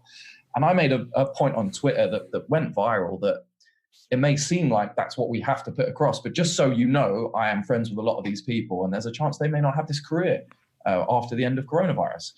And some really entitled DJ said, no, you're wrong. You're wrong about this. If you work hard enough, no matter what, you'll be able to do it because this is what you love and it's music. Jesus. And I was like, you're just not understanding it, mate. You're coming from privilege here, totally coming from privilege. Yeah. And it turns out that he had a job in finance before he was a DJ, and he still does stocks and this, that, and the other. And he put out an awful tweet saying, to all my DJ friends, make sure you have at least 10 months worth of money in your bank account ready for this emergency period, and now's a great time to get involved in stocks. And it's like, mate, you have no idea. You've been in this for like 2 years. You're doing very well, so you've got a lot of money. And you've obviously had money before this, so you've had money to put in it, and therefore you can exponentially grow your money. And just not really a fair thing to say. What if your daughter disappeared? Your mother, your son? What if years have passed and you're no closer to finding them? When a person goes missing, their story doesn't stop there. Each week, Missing brings you stories of missing persons and justice, sourced from the case file of the nonprofit Private Investigations for the Missing. Listeners Say Missing is the most binge-worthy podcast of all time. Search Missing wherever you listen to podcasts. Missing, where mysteries have a mission. Are you fascinated by unexplainable crimes, conspiracies, and fringe culture?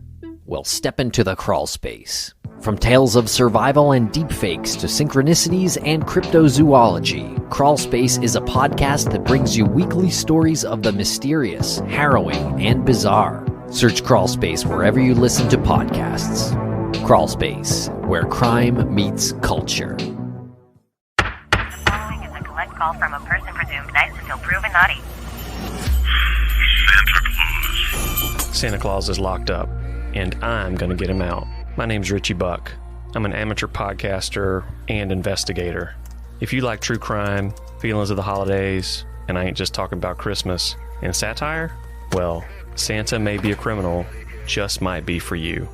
Listen and subscribe now, wherever you get your podcasts. Ho, ho. There is an assumption, isn't there, that whenever you see anybody on TV or like doing anything, they've got like endless money and stuff. Especially with artists. And I don't think people really understand that they are the bottom feeders for every contract. So if you look at any agreement, you've got record label, management, agent, every company takes their share before the musician takes their share, and the debt always sits with the musician. So do you know, I can't remember if I've told you already, but how much I made making that Exorcist film? No. So I made this documentary, won loads of awards, all this stuff. It ended up being top of BBC Three's, one of their top best of 2018, whatever. I did loads of stuff for it, did loads of different roles for it, and got 0 out of it. Got less than 0. I lost money on it. But people watching that show would assume like, oh, he's rolling in it. Yeah, and I feel like that's journalists. It really feels like anyone who's creative or anyone who's like the one putting the grind in always ends up at the bottom of the deal, because they know you're doing it out of passion, and then they know that there's other people who will do it and take that seat in a fucking heartbeat. That is 100%. It's a real issue with like how these industries have been carved out. And to Wiley's credit, it's disgraceful the way that musicians are treated. It really is. But you definitely can't put it down to a certain ethnicity. Definitely doesn't lie with that. I mean, I've had Greek managers that have totally fucked me over. I've had Christian managers who have totally fucked me over. If you're a manager and in the music industry, you're gonna fuck people over, because that's kind of what you're part of a business. You're not part of any of the creative side. You've got involved in this because you want to earn money, and some of them do it for passion. And luckily, I am now with a team where my manager, big fan of my act, my agent. There's not a single person anyone can say anything bad about him at all. They're just good people. It's taken 10 years to find these people. The majority of the industry is totally fucked. And you even have to look at Spotify. Spotify this year, I think they're worth like 50 billion or some shit like that, some crazy number. I get paid per stream 0.0002%, 0.002 cents. So I have to get 200,000 plays to make less than like $1,000 or something. It's crazy. I mean, they take so much of the percentage of our money that it's basically ineffective as an earning tool. You know, I basically use it as a promotion tool. They take all the money. And then when you factor in record label and management, and I basically see nothing. For any music I make ever, I've never seen a penny. Modeset's been like, it's been, you know, you got some absolute bangers. They've been. Do people say bangers? I do, yeah. Yeah, got some tunes. There's been tunes all day in the Gold household, which has just had me in it. My girlfriend's convinced that she's heard Sunshine hurts my eyes in films or adverts? Likely. Yeah. Has it been in several? Possibly. It's definitely been in films. It was definitely in, like, if she's ever watched any of English, The Only Way Is, or any of the, I don't know, The Only Way Is Essex or Made in Chelsea and all of those. Did you know that was going to be, because that's just like a massive hit, but it wasn't immediately obvious to me, because I was listening to them at the time. It wasn't obvious to me that was going to be the one, because I think you had another song called Feel Good, and then there's Another Day, and I think they were all singles, but I think maybe one of those two could have been. Do you have a feeling before? Yeah, we knew that Sunlight was going to be the one. In fact, we I wrote, it's interesting, I wrote Sunlight, Feel Good, To the Stars, and Show Me a Sign in like 2 days, all of those songs. We just knew it was like, this was our batch of songs, and we were like, right, Sunlight, that's going to be the one. We knew, we just knew, because it had like a summer feeling and had the right, I just 100% knew that was going to be the one. Was Sunlight hurting your eyes when you wrote it? Seriously, was there something like that happening? You don't understand what the lyric of the song is. Is that what you're saying to me? You're a journalist. You're I want you to explain the lyric of the thing. All right. So it's sunlight hurting your eyes is once you've been out partying till 5 a.m. the sun comes up and then you leave the club and you go, oh fuck. And I think a lot of people can relate to that, and that's probably why it took off the way it did. Yeah.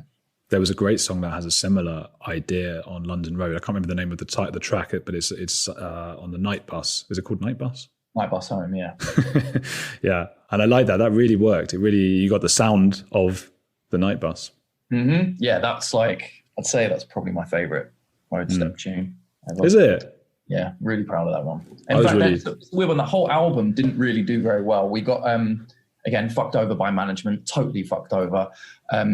Let me explain to you, actually. Here we go. Here's a very good, these are the kind of things that have upset Wiley, and I can totally sympathize with it. So that 200,000 that we had for the record, right? Yeah. And you wanted a breakdown of how that money was spent. So we were given 200,000 to make and sell this record.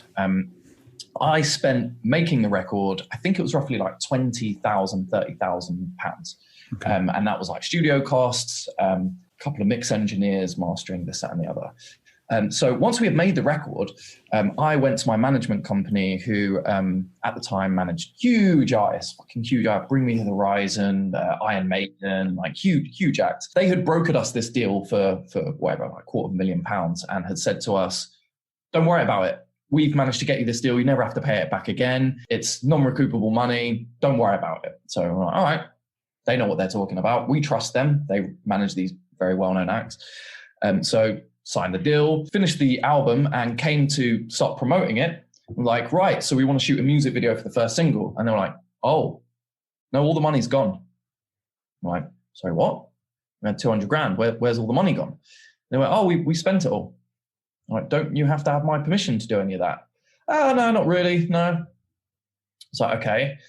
Where's it all gone? And they're like, oh, well, we spent £60,000 of it. We know a magazine in Germany, so they're going to give you an article in their magazine. That's 60 grand. So basically what they do is they have this network of friends that they have in the industry. Oh, my God. They sign like 10 bands a year. They abuse their power in the industry by getting these huge deals and signing these bands. They take their 20% gross cut of that money. So out of that 200 grand, they take their 20%. And then they do fucking nothing with it. So they didn't have any money to promote the record whatsoever. I think we ended up with £5,000 left that they spent. This was their big idea, was an ad van. So a big van that drives up and down London with the artwork on it. And that was how they were going to get us a #1 album. And no shit, the album didn't do particularly well. But over the last 5 years since the record's come out, people have discovered it, and the numbers have fucking surged, and it's been like a natural discovery instead of, hey, Motorstep's back with a new record, you know? But we obviously left that management company straight after all of that ordeal. And then I went to a lawyer to look over the contract, and it turned out they had fucked us over, and we have to pay back all of that money. So all the money they spent and gave to their friends is now my debt. Wow. And this is like a very, very, very common deal that is done between bad management companies. And just to let anyone know who's watching this, if you're ever hit up by Raw Power Management, don't sign with them. So. Yeah.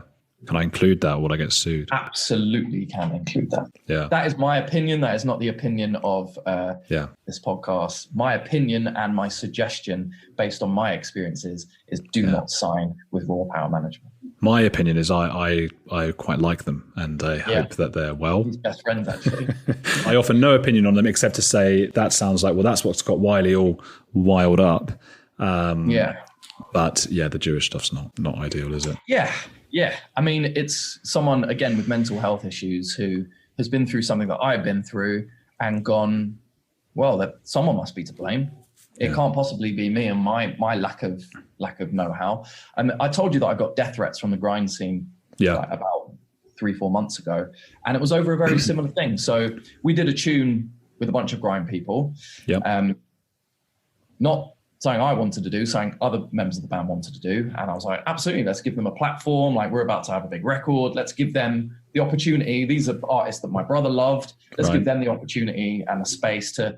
It was almost like, you brought us up on your music. We want to give it back to you. We want to give something back to you guys. Yeah. So we brought a bunch of grime artists to our house, recorded this tune, and it turns out that a bunch of them didn't realize that they had to, on their side, register the song. And this is standard practice, right? So if you're in a song with me and you have 20% of it, when you go to register the song with PRS, which is the Performing Rights Society, which is where you register all of your royalty splits, they forgot to do it. And then didn't know for 7 years that they weren't earning money off this song. And then I suddenly wake up with a bunch of tweets from everyone who's like, yeah, we got fucked over by Modestep. They fucked us over. And really, it was their own fucking ignorance. They didn't sign up to the website. And actually, one or two of them even did. And I ended up sending a screenshot to them and being like, mate, you are being paid for it. Like, this is evidence of it. Like, so I think there's a lot of this, like, people really wanting to be a victim, or not having a lot in life. And we know that, like, when you're not privileged and you feel like the world's against you, you try and fight out against it. And I think Wiley is the absolute, like, epitome of this mentality that is rife across the UK. It's a real council estate mentality, in the sense that, like, you're not born with anything. You're always fighting for everything you have. So you have this natural repellent to anything that is doing better than you, or there's this real jealousy and real, why is the world treating me the way it's treating me? And you will look for bizarre answers to answer that, because the real answer is, unfortunately, the world is not very fair, and everyone isn't aware of everything all the time, and you can't always be on top of everything and have all the knowledge about everything. And unfortunately, education isn't equal. Some people aren't as clever as others, and this is the way of the world, unfortunately. Yeah. Well, they still rip you off. They still rip me off. Everyone gets ripped off as part of the business. It does seem like that. You had Big Nasty on your album. He was the one I'd heard of the extra people. And you had a guy called Funtcase. When I talk about the grime scene and these death threats, Big Nasty is totally removed from all of that. He's one of the nicest people, one of my close friends, and people I don't really see associated with the grime scene. And actually, he has kind of separated himself a lot from it, because I think he noticed early on that there was this real dumb attitude that went along with grime and was very associated with grime. There was this, like, he wanted to be bigger than that. He wanted to be like a personality, and he wanted to be a TV presenter, and grime immediately turned their back on him. Even though he's exactly what they are. He's very talented. He's a great MC. He comes from the ground, from the underground, comes from nothing. This is what grime is. Nasty is what grime is. But because he doesn't want to stick to their exact set of rules, they turn their back on him. So I just want to say that he's, like, totally separate from it. And there are a lot of grime MCs that I met. They're lovely people, and I don't want to list them all, but there is a lot of people who are nice. But there's just this overall generic ignorance and real ignorant mentality that they thrive upon and actually are proud of themselves for having. There's, like, this roadman mentality that, like, they kind of pride themselves in having. Wow. Okay, you are slamming the grime scene. A little bit, yeah. A little bit. I'll be honest, like, I'm at my wit's end with it, because I've had to deal with it and work with them for the last 10 years. And I feel like grime could have been something huge. And Stormzy's the only one who really had his head screwed on and really like saw the genre and the industry for what it is.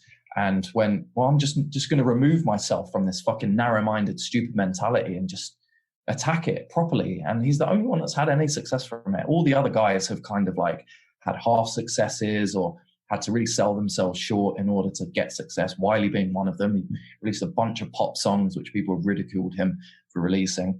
And then he has the argument of, I'm the Godfather anyway. I can do what the fuck I want. I do enough of the underground that, that it justifies all that pop stuff. But yeah, there's always that stuff, isn't there? There's always that argument. I mean, would you ever try to write some poppy stuff? Yeah, man, we're like a pop crossover act. I don't deny it whatsoever. Do you think? Because I guess in the scene it is, but to me, and probably to a lot of my listeners as well, it's edgy. Yeah, that's why you're on the edge. The edginess comes from the crossover part of it, So the edginess comes from the underground dubstep stuff that I love. I also fucking love Backstreet Boys and Spice Girls and fucking... What's your favourite Spice Girls song? Favourite Spice Girls song? Ooh. Trying to catch you out here. Trying to sound down to earth, are you, mate? Yeah, big time. You don't have a clue. What's the really Latin one? Viva Forever? No. I think it's Spice Up Your Life. Spice Up Your Life. To be honest, the whole record is fucking phenomenal. You've got some of the best production and songwriting in the world. Viva Forever, fucking... all of them. They're all amazing, man. Makes me cry. What's that? Makes me cry, that song. 5? Nah, fuck that. That's not peak pop music. That's crap. If we're talking like boy band, great pop boy bands, you've got to go with NSYNC. Oh, you know what's funny? The other day, so my sister's 13, Madison. She'll like that little shout out to Madison. And the other day she said, she called up and she was saying, I've been listening to all this music from your age, so it was all like 90s and stuff. And she talked about it like it was the way I might talk about something from the 50s.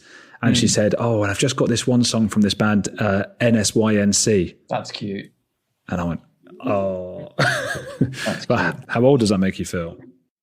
Oh, man, every day I feel old. And especially as like now I'm still touring these circuits in America where it's like 18, 19-year-olds. And I'm like so much older than that. It's terrifying. I want you to write some like Josh Friend albums, or at least another Mode Step album. I want to hear some new stuff. Yeah, me too. I haven't written anything since lockdown. It's not been particularly inspiring. You know what? That song, we talked about it before, but that song Time, right? And I know it was a tribute to Pink Floyd. Yeah. The way at the end, your vocals sort of, you're really giving it a go and stuff. And I love that. I love that. And it's got a bit of Jeff Buckley about it. And I thought, what if you did like an album of like a Josh Friend's just album? It's the plan. Honestly, it is the plan. And I have tried to do it a couple of times, but if I do it, it's going to take me so long to write the music because I'm going to be very, very picky about what comes out. Because I would want it to like sit in the leads of Jeff Buckley and Stevie Wonder. Because there's no point otherwise. There's no point in me doing it. So I either just stick with Mode Step and do like what I can do and I know it works and I love the music and I can do it very well. And I just want it to sit in the leagues of James Blake's, and I would want it to be like Grammy music, I don't want it to be like, I wouldn't want to put all that effort in. You could definitely do Grammy music. Would you let me sing on it? No, not a chance in hell. You'll be coming out with all your Robbie Williams licks and I'm just... That'd be a bit radio. I'll be doing some Radiohead stuff. Watch this back, right? Guaranteed doesn't include this. That Andrew's favourite act was Robbie Williams growing up. The thing is, if this were 5 years ago, this podcast, I wouldn't include it. But I've had a Robbie revival in my home. You do? Yeah, because I started showing my girlfriends, and I was like, oh, you know what? These songs, and it's impossible to separate the quality of the song from your own nostalgia, isn't it? Yeah. So I was just making the point to her, like, oh God, he's so much better though than all the the modern equivalent of whoever it is, One Direction or whatever. I was like, he's such a better pop star. And that's how she was saying, who is the modern day Robbie Williams? Who is it? Who have we got? I read an article the other day saying that it's not as simple as they don't really have that anymore. Harry Styles? Yeah, maybe. They said Lady Gaga was the last pop star. Michael Jackson being like one of the first like solo pop stars, like of that kind. Come on, man. Billie Eilish? Yeah, I guess Billie Eilish, but it's not the same. No, I'm talking like male rock star kind of thing. I guess it would be like Harry Styles or Zayn Malik. Well, it was only rock star. Robbie Williams was only that kind of thing because at the time Britpop was the big thing. In the 90s, it was that, wasn't it? In the 80s, it was Michael Jackson. It was very different. It wasn't rock. It was more dancey stuff, wasn't it? He still was kind of like a rock star in a weird way. Yeah. How do you write a song? I can pretty much wake up and know based on how I feel that day whether I'm going to do it or not. And usually it's immediate, so I just sit down and play and it's there. Or like I've had the song in my head for like a week and then I'm like, it's already there. It's written in my head before. Yeah. Can you write one right now? Yeah, sure. Hold on. Hold on. This podcast is shit. Podcast is shit. I need something other than Rogan to listen to now and again. So yeah. Well, you've been listening to this, haven't you? I've been listening to this, not in full all the time. I get past like 5-minute mark. Yeah, sound like. No, I'm joking. I've listened to quite a few of them, to be honest with you. I started listening to the woke one yesterday, but we ended up doing something else, watching something. But was it a bit complicated for you? No. You sure, Josh? Well, how about you throw some of the questions my way that you instead of. Well, we had a similar conversation, to be honest. We always end up talking about the same thing, don't we? I mean, it's, the world's gone mad. I just feel like most people have opinions, don't give them. Those who do usually have a bad one. And that's like really where these echo chambers and social media are just not structured correctly for constructive talk. A lot of Twitter is just an echo chamber of your own beliefs. But you and I are quite opinionated. Yeah. I've become more and more opinionated on Twitter over the last year. And it's weirdly gained me more following on there, but then also a lot of more hate. So I don't know, like, I don't know if it's a good thing or a bad thing, but I'm as of this week, after all the Wiley stuff, I'm slowing it down with the Twitter shit because I don't know, man. It's just not real. It's not reality. Like Wiley wouldn't go up to a Jewish man and say that stuff to his face. Just wouldn't. Sorry, just wouldn't. And that's why he didn't get on the Zoom call with you. It's why he didn't do his Sky interview that he said he was just about to go and do before he disappeared off all of these platforms. Yeah, it's cheap talk. Since speaking to Josh, Wiley has actually gone on Sky News to defend himself. He half apologised for speaking about all Jews instead of just Jews who are in the media, and then continued to talk about Jews being awful, live on a huge mainstream platform. I hope Josh's interview has provided you with some context and showed how people might grow to believe certain conspiracy theories. If you know someone who believes this toxic stuff that Wiley has been spouting, show them this podcast, help them understand. Stick around, subscribe, please leave a review, it really helps. Next week I'll be back with a sociopath, M.E. Thomas, who wrote Confessions of a Sociopath, about her life as a sociopath. Seems like a current theme on this show after Wiley. So I'm looking forward to talking to her about what it's really like. It's scary. See you next week. How would you feel if somebody came in now and just started strangling me? Well, I do not feel connected to you, Andrew, and not in a bad way. Yeah, it's upsetting. It takes like a very long time for me to feel an emotional connection for the most part. I may feel an energy. I may feel like, oh, this is a good vibe. Do you feel a good vibe with me? I would say 4 out of 10, a good vibe. 4 out of 10? Yeah. This is one of my favourite topics ever, so you're in for a treat. I've managed to get a real-life psychopath on the show. M.E. Thomas is the pseudonym of the writer of Confessions of a Sociopath. Having read John Ronson's psychopath test a few years ago and grown up on such films as Silence of the Lambs, American Psycho, and later No Country for Old Men and Nightcrawler, I became fascinated by them. I guess those movies make you think of a psycho killer, qu'est-ce que c'est? But apparently most psychopaths, who are said to make up 1% of the population, aren't that interested in murdering. They just totally lack empathy, that's the thing. In fact, I'm amazed to learn from M.E., or me, her initials seem to be saying, about just how little is known about them, and she presents some theories I've never heard. Check the podcast Twitter page for video trailers, which I always post there.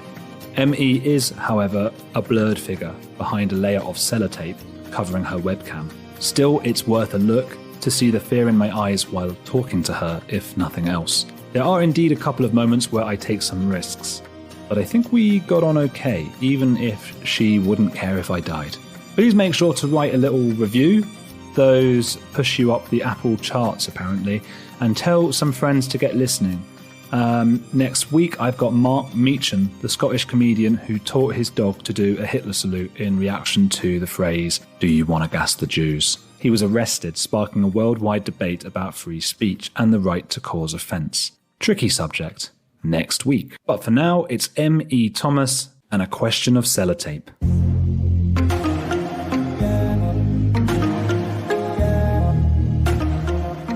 Would I be able to convince you to take the sellotape from the camera? Because I'm sure by this by this point, I do have like a new book proposal coming, and I do want to do press. Yes, for that, right? But I think before that happens, I'm still like in this, like, it makes no sense to do it for some random thing. And I also think there's a lot of deniability about who I am or whatever. People still ask me. Because in the book, I think you've read it. Is that right? Yeah, I read it years ago, and now I'm reading it again. And I've just got past, I'm a very slow reader, but I've just got past You Having Appendicitis, which was, I'm like reading a horror book for me. Maybe it wasn't for you at the time, but I keep waking up my girlfriend and saying, "Oh, you got to hear this bit. It's really quite riveting." And I'm not just saying that because you're on the podcast.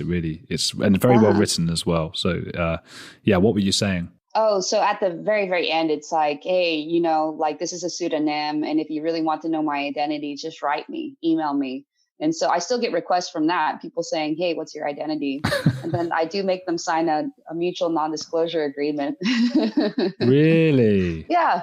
I can talk to sellotape you. Okay. That's okay. As part of the second book, I've been like traveling around meeting other psychopath identifying people. And since COVID-19 has happened and I can't go travel around anymore, then I just like meet with them on Zoom. But I always talk to sellotape them as well. In fact, I suggest to them that they do the tape. You guys are like propping up the sellotape industry. Yep. There's like 1% of psychopaths. Is that right? Or sociopaths? So it's the same thing, isn't it? Well, in the United States, I think it's much more interchangeable for whatever reason. That it's very common to hear both. And then when I talk to British people, though, they're like sociopath. They think of sociopath as almost like an outdated, maybe even non-PC word or something. It's like the British community does not use sociopath really with nearly the frequency.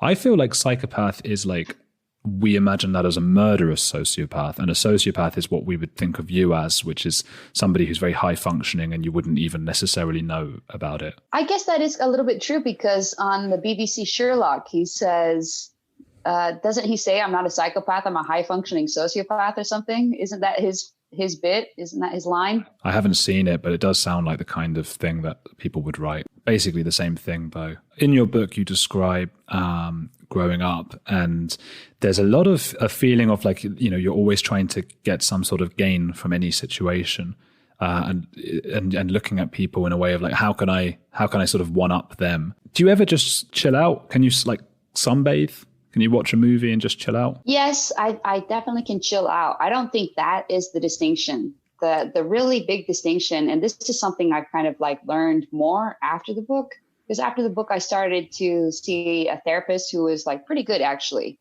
about helping me to kind of like get more connected with my emotions. And I think the thing that I realized that is truly missing between me and other people in terms of like, why can't I just not manipulate? Why can't I treat life, not like a game? Yeah. Like, that's what I thought. I kept thinking like, you're obviously very good at it. And then that's what you were saying as well, that the sociopath is very good and very intelligent, charming, and they're good at winning at life. But I'm sitting there thinking, that's true. But why does it?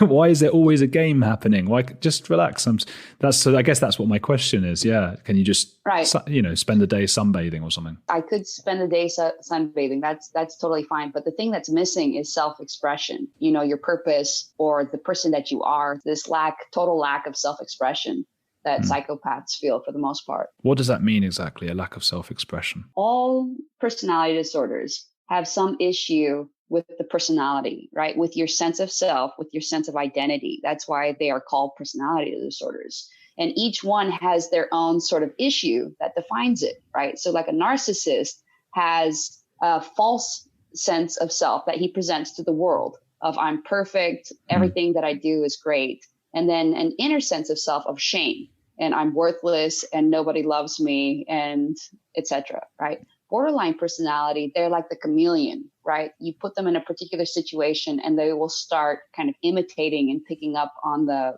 personality characteristics of the people around them, right? So that's borderline. Yeah, the psychopath basically just doesn't have a sense of self. So a narcissist, it's very easy to hurt a narcissist's ego because it's very important to them, right? And it would be very difficult, if not impossible, to hurt the ego of a psychopath because they do not have a sense of self, almost like these people who do not have a sense of pain. It doesn't mean that there's not hurt happening, you know, but they're just not aware of it. It's not on the radar. It's like... What? That's amazing. Yeah, it is amazing. Okay, so your book is actually awful. It's terribly written. It's shit. How does that make you feel? I mean... You know I don't mean it. I mean, I have... yeah, but it doesn't bother me. It truly doesn't bother me. And it's like, sometimes I call these ego hits. Have you ever heard, like, the internet term is butt hurt? Like if somebody's butt hurt over something, it's because somebody's like hit them in their, basically their identity. My therapist called them identity hits. They're the things that hurt the most to you. And it's almost like, why did this one comment or this one thing that somebody did disregarding me, or like, you know, a server would do something, right?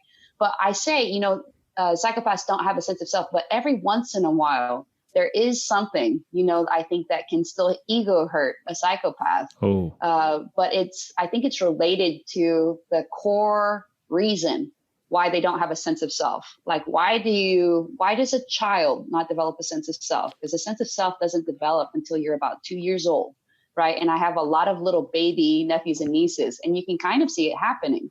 Like my nephew, who's 1.5 years, just barely learned to point to himself when you say, you know, where's blank, his name. Then he's just barely learned that, okay, it's me. That's me. Is this name, right? And before that, they just think of themselves as an extension of everybody else, mostly their mom, right? But then they start developing this sense of self around 2. Psychopath doesn't develop it, or doesn't develop it fully, or develops it very minimally, right? So why does this happen? I think this is kind of a question that has been largely ignored, you know, or kind of undeveloped by psychologists. But the people I talk to, the other psychopaths, think there's this one guy, he's like this Army Ranger sniper. And it's like, how do you grow up to become an Army Ranger sniper? And he's like, well, you're a psychopath, number one, but how do you become a psychopath is that your primary caregiver, at least one of your primary caregivers, disregards your individuality to such an extent that you just never wanted to develop that. Because if you did develop like a sense of identity, it would just keep getting these identity hits. It's like a protection thing. Yes. I grew up the way that I did, probably because of genetics, right? And my siblings, some of them have like slightly psychopathic tendencies. In fact, one of my sisters, her husband's like, yeah, she's even more psychopathic than you are. And I'm like, okay. That's something that you grapple with a lot in the book, isn't it? The nature versus nurture debate. And I think you come to the conclusion that it's a bit of both, isn't it? Yes. And I mean, your dad, I mean, this is something, again, I'm trying to learn how to speak a little bit differently to you, because I guess I don't have to worry as much about hurting your feelings or anything. Right. So I wouldn't usually say this, but I mean, your dad sounds like a real shit. Yeah.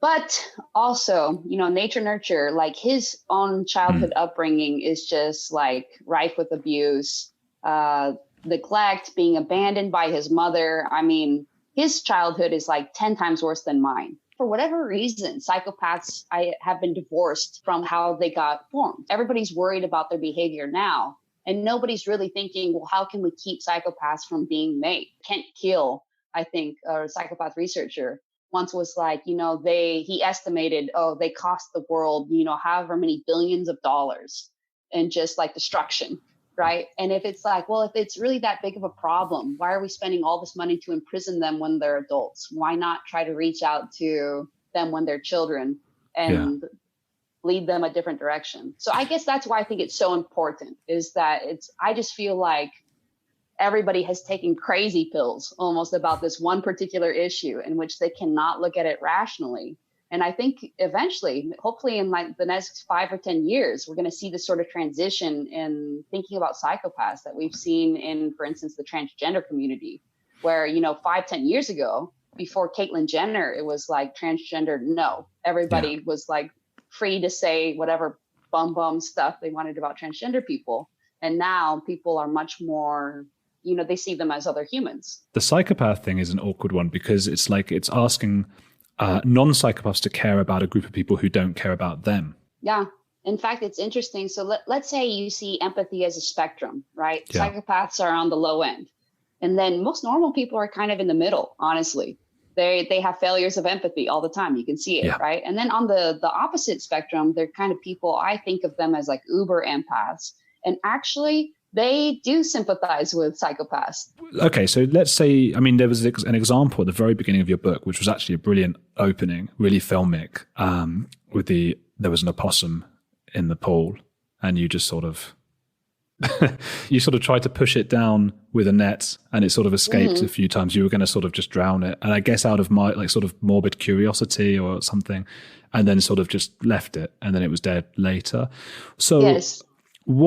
So are there any limits? Are there any limits to somebody's, I'm trying to think of the worst thing ever, like someone's pulling out a dog's eye or something. Is there any point when you're going to be like, oh, whoa, hey, stop it, come on? Yes, there are limits. And I think, I was talking to another psychopath about this, and he said, because my limits are just so much further from everybody else's, they assume there are no limits, but there are limits. So he was talking about something gross. Right. Yeah. He was just saying, like, if he's at a restaurant and he sees that somebody hasn't finished their food, he'll actually ask the waiter, the server, to like box it up for him. But he's like, I don't have zero limits, though. He said he wouldn't, if somebody was eating on a piece of chicken, just putting their mouth on the bone of the chicken, he wouldn't ask for that, no matter how much chicken was left there. So he has a limit. It's just further than most normal people. And he's that way about everything. He's come so close to death so many times, and people are always like, you don't have any fear. But those are examples of I suppose, the first one was revulsion around like the food, and he has a low level there. And the second one was maybe risk-taking. Yeah. The thing that we're non-psychopaths or non-sociopaths are really interested in is the empathy thing. If you were to see a cat, how would you feel if a cat was having its nose cut off right now? Let's say I thought it was like a bully, that situation, like somebody's doing a wrong thing, then I would probably be like, okay, we need to intervene. Let's say the cat was having its nose cut off because it's like getting surgery or something and it's cancer. So for me, I would think, I don't know the full story. I think people with empathy often do jump to conclusions and be like, I do know the full story. Yeah.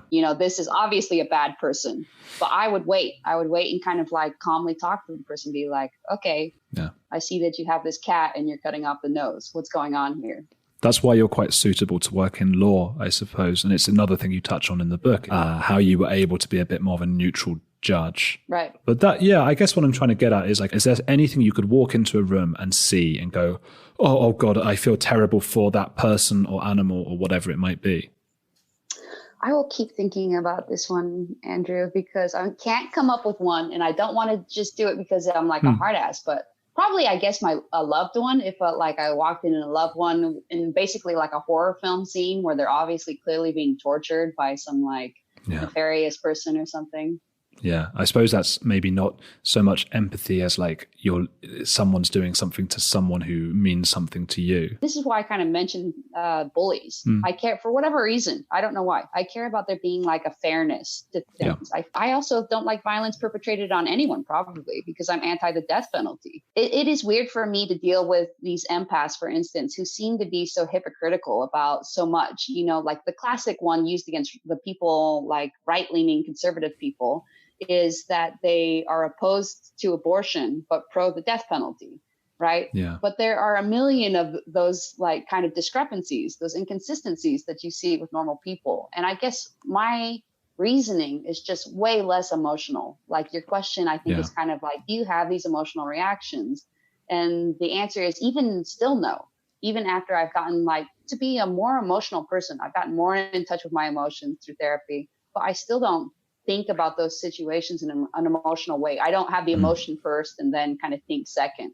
If anything, I think first and then maybe have an emotion later, like outrage. I'm outraged that somebody thinks that they could like do this to somebody else. Yeah. The examples you gave about abortion and the death penalty, I think that really speaks to what you were saying about the self, because I think that's not always motivated, in fact, very rarely motivated by emotion. I think people's beliefs in whether abortion should be legal or not, or the death penalty, I think that's really about ideology and what kind of person you want to present as yourself to the world, and how you want other people to view you and how you want to view yourself. Yes. So it's I'm a kind of person who doesn't like the death penalty. That's who I am. I mean, I make documentaries where I end up talking to people in horrible situations a lot of the time, and this is something that I think a lot of journalists wouldn't admit, is that although there is a part of me that feels empathy and feels awful for them, the fact is I've got a job to do and there's a camera in my face, and it's very hard to be totally empathetic in that moment. And yet I would also say I'm very empathetic in terms of if I saw something happening to a dog, I would just be in bits. I'd be so upset by that. It's what you say, isn't it? A spectrum. I think a lot of people are kidding themselves about and trying to present a more empathetic version of themselves than is reality. I think they're just limitations to empathy. I think this is true even of psychopaths who start identifying with their own emotions, is emotions give you some sort of truth. They do. But I think it's common for people to just have an emotional reaction and be like, I feel bad about this, therefore the thing is bad. Do you know Ben Shapiro? Have you heard of him? A little bit. He's a sort of public speaker. He seems like a horrible person, I think, anyway. But he's always saying facts don't have feelings. That's what he says a lot of. So I wonder if he might be. And that's another thing. By talking to you, I end up just. And this was something John Ronson said not to do in the psychopath test. But I end up identifying everyone I've ever met as like, okay, they must be a sociopath. That person is. What should I look out for? So it's a little bit difficult because if you're just like looking at a list, then you're definitely going to see everybody has those traits to a certain extent. I think that's what's so interesting about psychopathy, the way that we currently diagnose it with like this list of traits: lack of empathy, no guilt, like very low feelings, superficial charm. Yeah. Manipulation, and it's like, well, okay, everybody does these things at a certain point. That's everyone I know. Yes. So it's so easy to just kind of look at people and be like, oh, this is, they must be a sociopath because they manifest these behaviors sometime. And then the psychologists are like, it has to be like quite frequently that they do this. Right. And it's like, okay, well, who says what's quite frequently? And definitely it changes from culture to culture. Right. So there's a weird kind of ethnocentricity in the definition, too, because you're like, well, what would be acceptable in one culture is not acceptable in another culture. Right. And cultures just view some of those behaviors differently.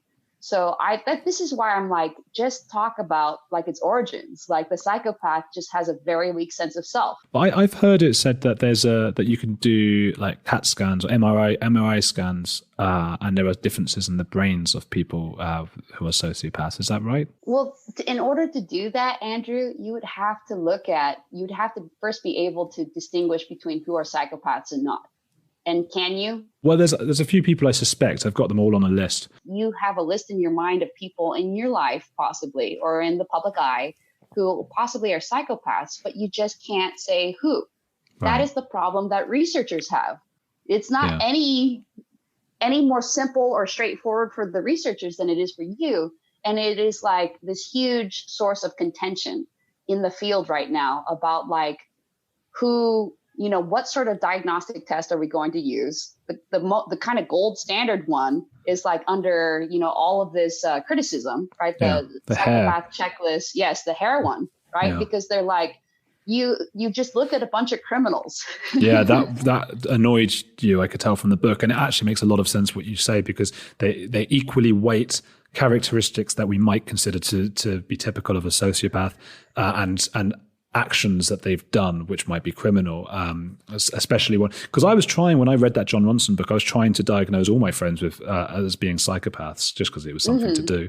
And Yeah, I couldn't get them on the actions bit because very few of them had burned animals and been arrested and that kind of thing. But they were also from sort of quite middle class, upstanding families where that wasn't really on. You don't just go and get yourself arrested. It wouldn't help, for example, to be a lawyer like you are. That wouldn't be advantageous for a psychopath to do that. So it made no sense to me that was equally weighted with the personality attributes. It's statistics like 101 to look at this and be like, this looks super flawed.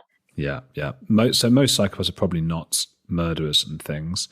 When you talk to me, are you looking to gain some advantage from me? Have you spotted weak points? So basically 100% would have been true of former me, because as I said before, there's no self-expression. So what ends up happening is you, in order to make any sort of decision, let's say the decision to gain you and do it, I'm coming into this conversation, do I want to lie or what sort of objective do I want to accomplish, right? Sure, which everyone has to an extent. Yeah, to a certain extent. But if you have a very weak sense of self, right, you wouldn't come into an interview like this and say, I'm going to tell the truth because I'm a truthful person, because you have no conception of yourself as being a truthful person. You don't have a conception of yourself as being any sort of person at all. So you can't be process outcome oriented because there's no process to abide by. You can't just self-express. You can't just be yourself. You don't know who yourself is, right? So you can never just be yourself. You always you ever have a game plan. There's just a vacuum. Yes. And so in the absence of you can't be yourself, then you have to figure out something else. So most psychopaths are very outcome oriented. Instead, they're kind of well, if I tell the truth in this situation, I get X. If I lie, I get Y. And which one do I prefer? And that's basically all of their decision making, right? But if you think that way, you're going to be 100% of the time manipulative, because all you care about is the way that somebody's going to react to you and what you say. Tell the truth or don't tell the truth, right? So that's where the manipulation comes from. And you can't tell them to stop manipulating because they don't know any other way to be. There's nothing to replace it with. Before, it would have been I'll just come in and what is the outcome that I'm looking for? Self-promotion or I don't know, whatever it would be, right? And then now I can be I'll just tell the truth because I prefer the truth. I'm a truth lover, actually. The catch-22 there is that if you were still in that former state, you would be saying the same and acting the same as you are now. Really? You think so? Why? Well, because you'd be trying to show that you're not doing that. I don't think at the time I would have understood this to be a thing, but it is true now that I'm saying it. Let's say there was another me, a younger me or something who's listening to it and was oh, that's a good reasoning. That's a good excuse. I'm just going to listen to this word for word and repeat it when I hear somebody else ask this question. I can see that. And that's actually why they say, I guess, they say the common wisdom is that there is no treatment for psychopathy, right? And the basis of this is pretty much just one test that was done in the 70s or 80s, in which they all got together kind of it seemed at a summer camp type environment. And they would have all these group therapy sessions, right? And then the psychopaths ended up worse afterwards. They just learned how to lie better, exactly as you said. They learned how to give the right answer in a better, more authentic seeming way. Hi, everyone. This is Jillian with Court Junkie. Court Junkie is a true crime podcast that covers court cases and criminal trials using audio clips and interviews with people close to the cases. Court Junkie is available on Apple Podcasts and podcastone.com.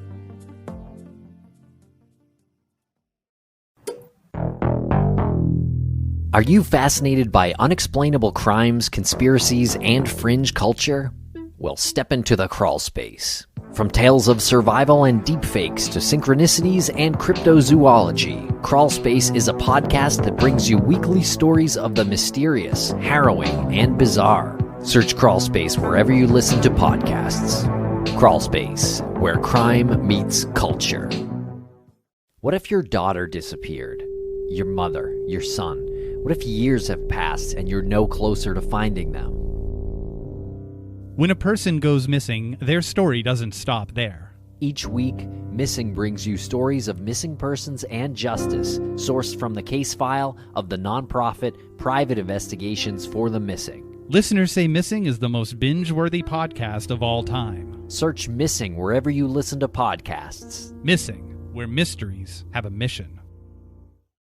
How would you feel if somebody came in now, and I'll stop asking these questions, but I'm just fascinated. If somebody came in and just started strangling me, and because I feel like that we're getting on really well, and I feel like you're extremely charming, and that you're my friend now.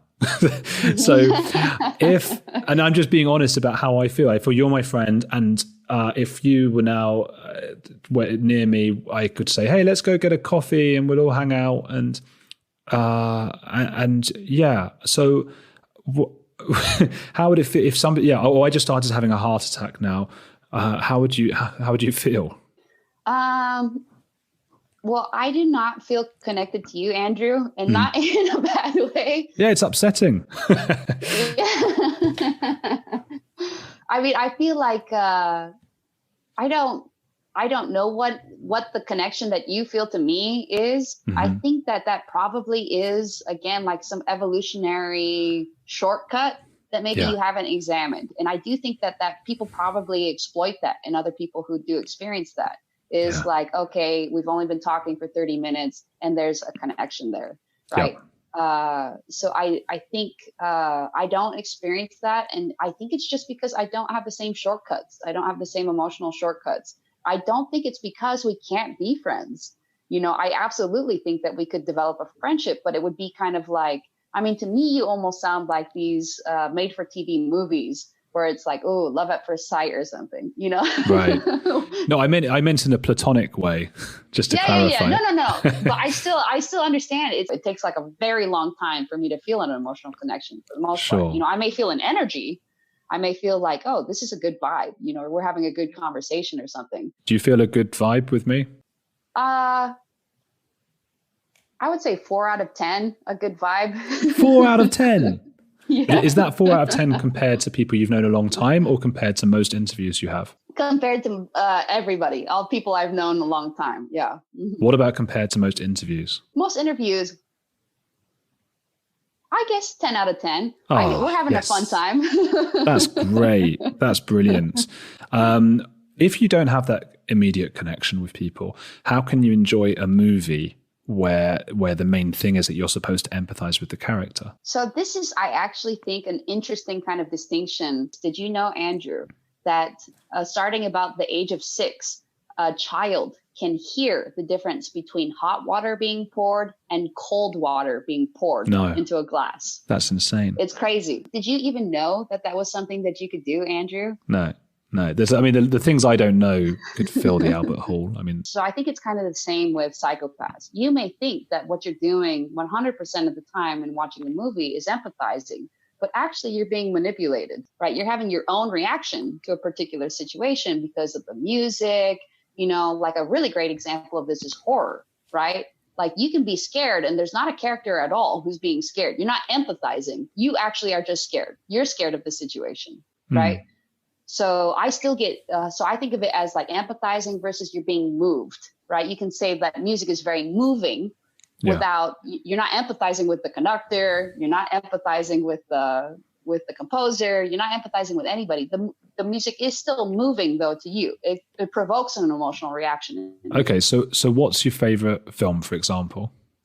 My favorite film is Vertigo, the Alfred Hitchcock film. Yeah. Right. So you've got, is it James Stewart? Yes.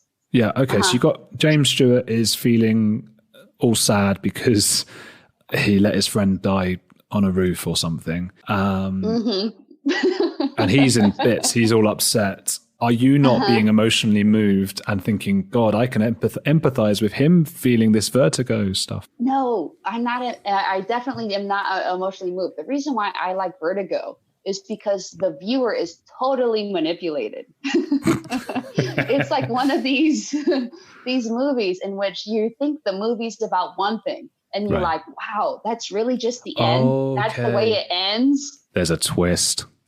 Yes, there is a twist. And not only this, Yeah. it's just so, like, everyone always talks about the vertigo shot as being the genius, but I think the genius is all the shots before. Like, he Right. doesn't do, what do we say? These, like, when they show a bunch of shots in quick succession, what do we call those? Montage. Yeah, montage. He doesn't Yeah. do montages. Everything is so long that you just have like a sense that the movie's over. You're like, yeah, it's probably been an hour and a half, right? But actually, if you time it, it's only been like 50 minutes, the Right. first part. But he kind of makes you feel time in this extended way, this very manipulative way where you're like, that's the end of the movie. And you honestly believe that's the end of the movie. And then it just keeps going and you're like, what?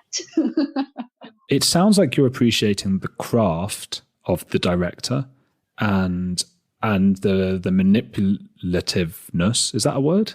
Yes. Well, The manipulation. The manipulation of the bad guys, the ones doing these, so I can imagine you might... No. It's not the manipulation of the bad guys. It's the way that Hitchcock has manipulated you, the viewer, into thinking that this is the movie and now it's over. And that's just it. Okay. Yeah. So The Sixth Sense?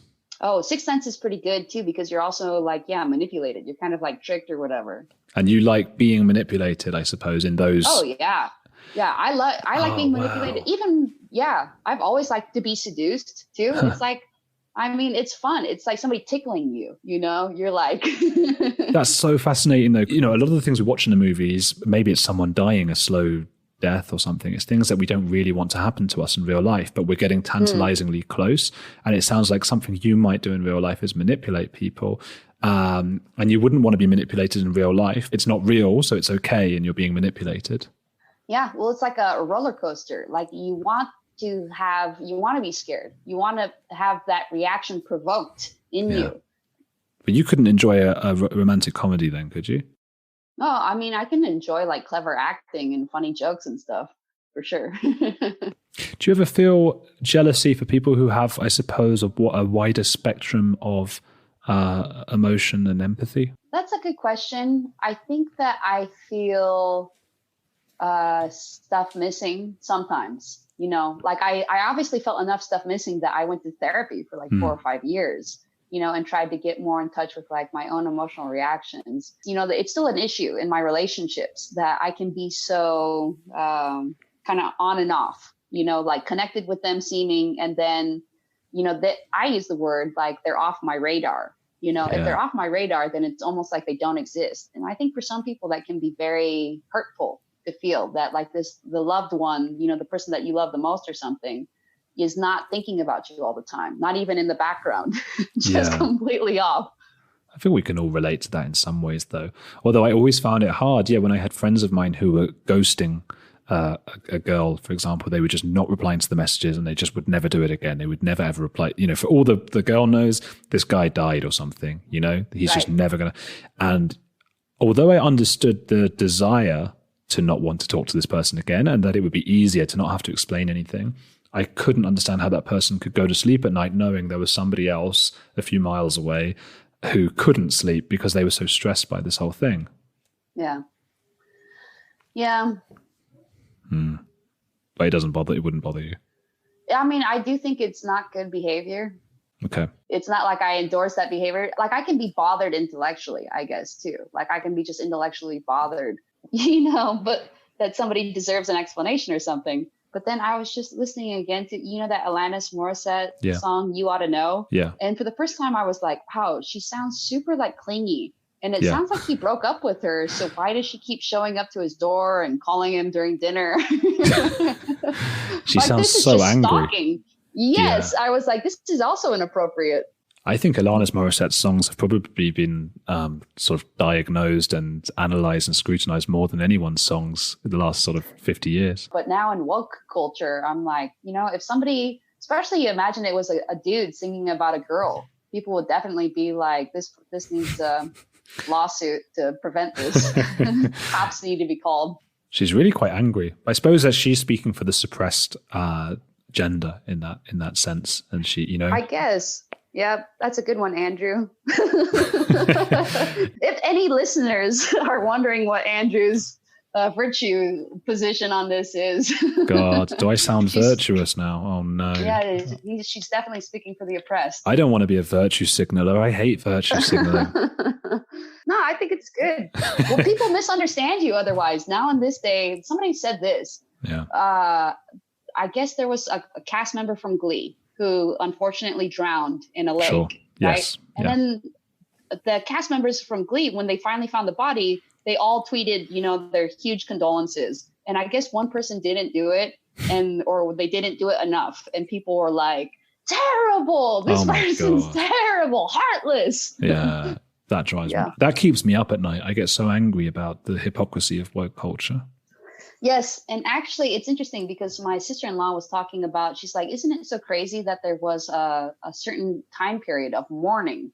Not even that long ago, 100 years ago or something, like you had to mourn for a year if your spouse died. And, wouldn't that feel so oppressive? And I was like, in some ways, yes, but in some ways it would be nice to just know, all you have to do is mourn for a year, then go ahead and start dating, and nobody can really judge you.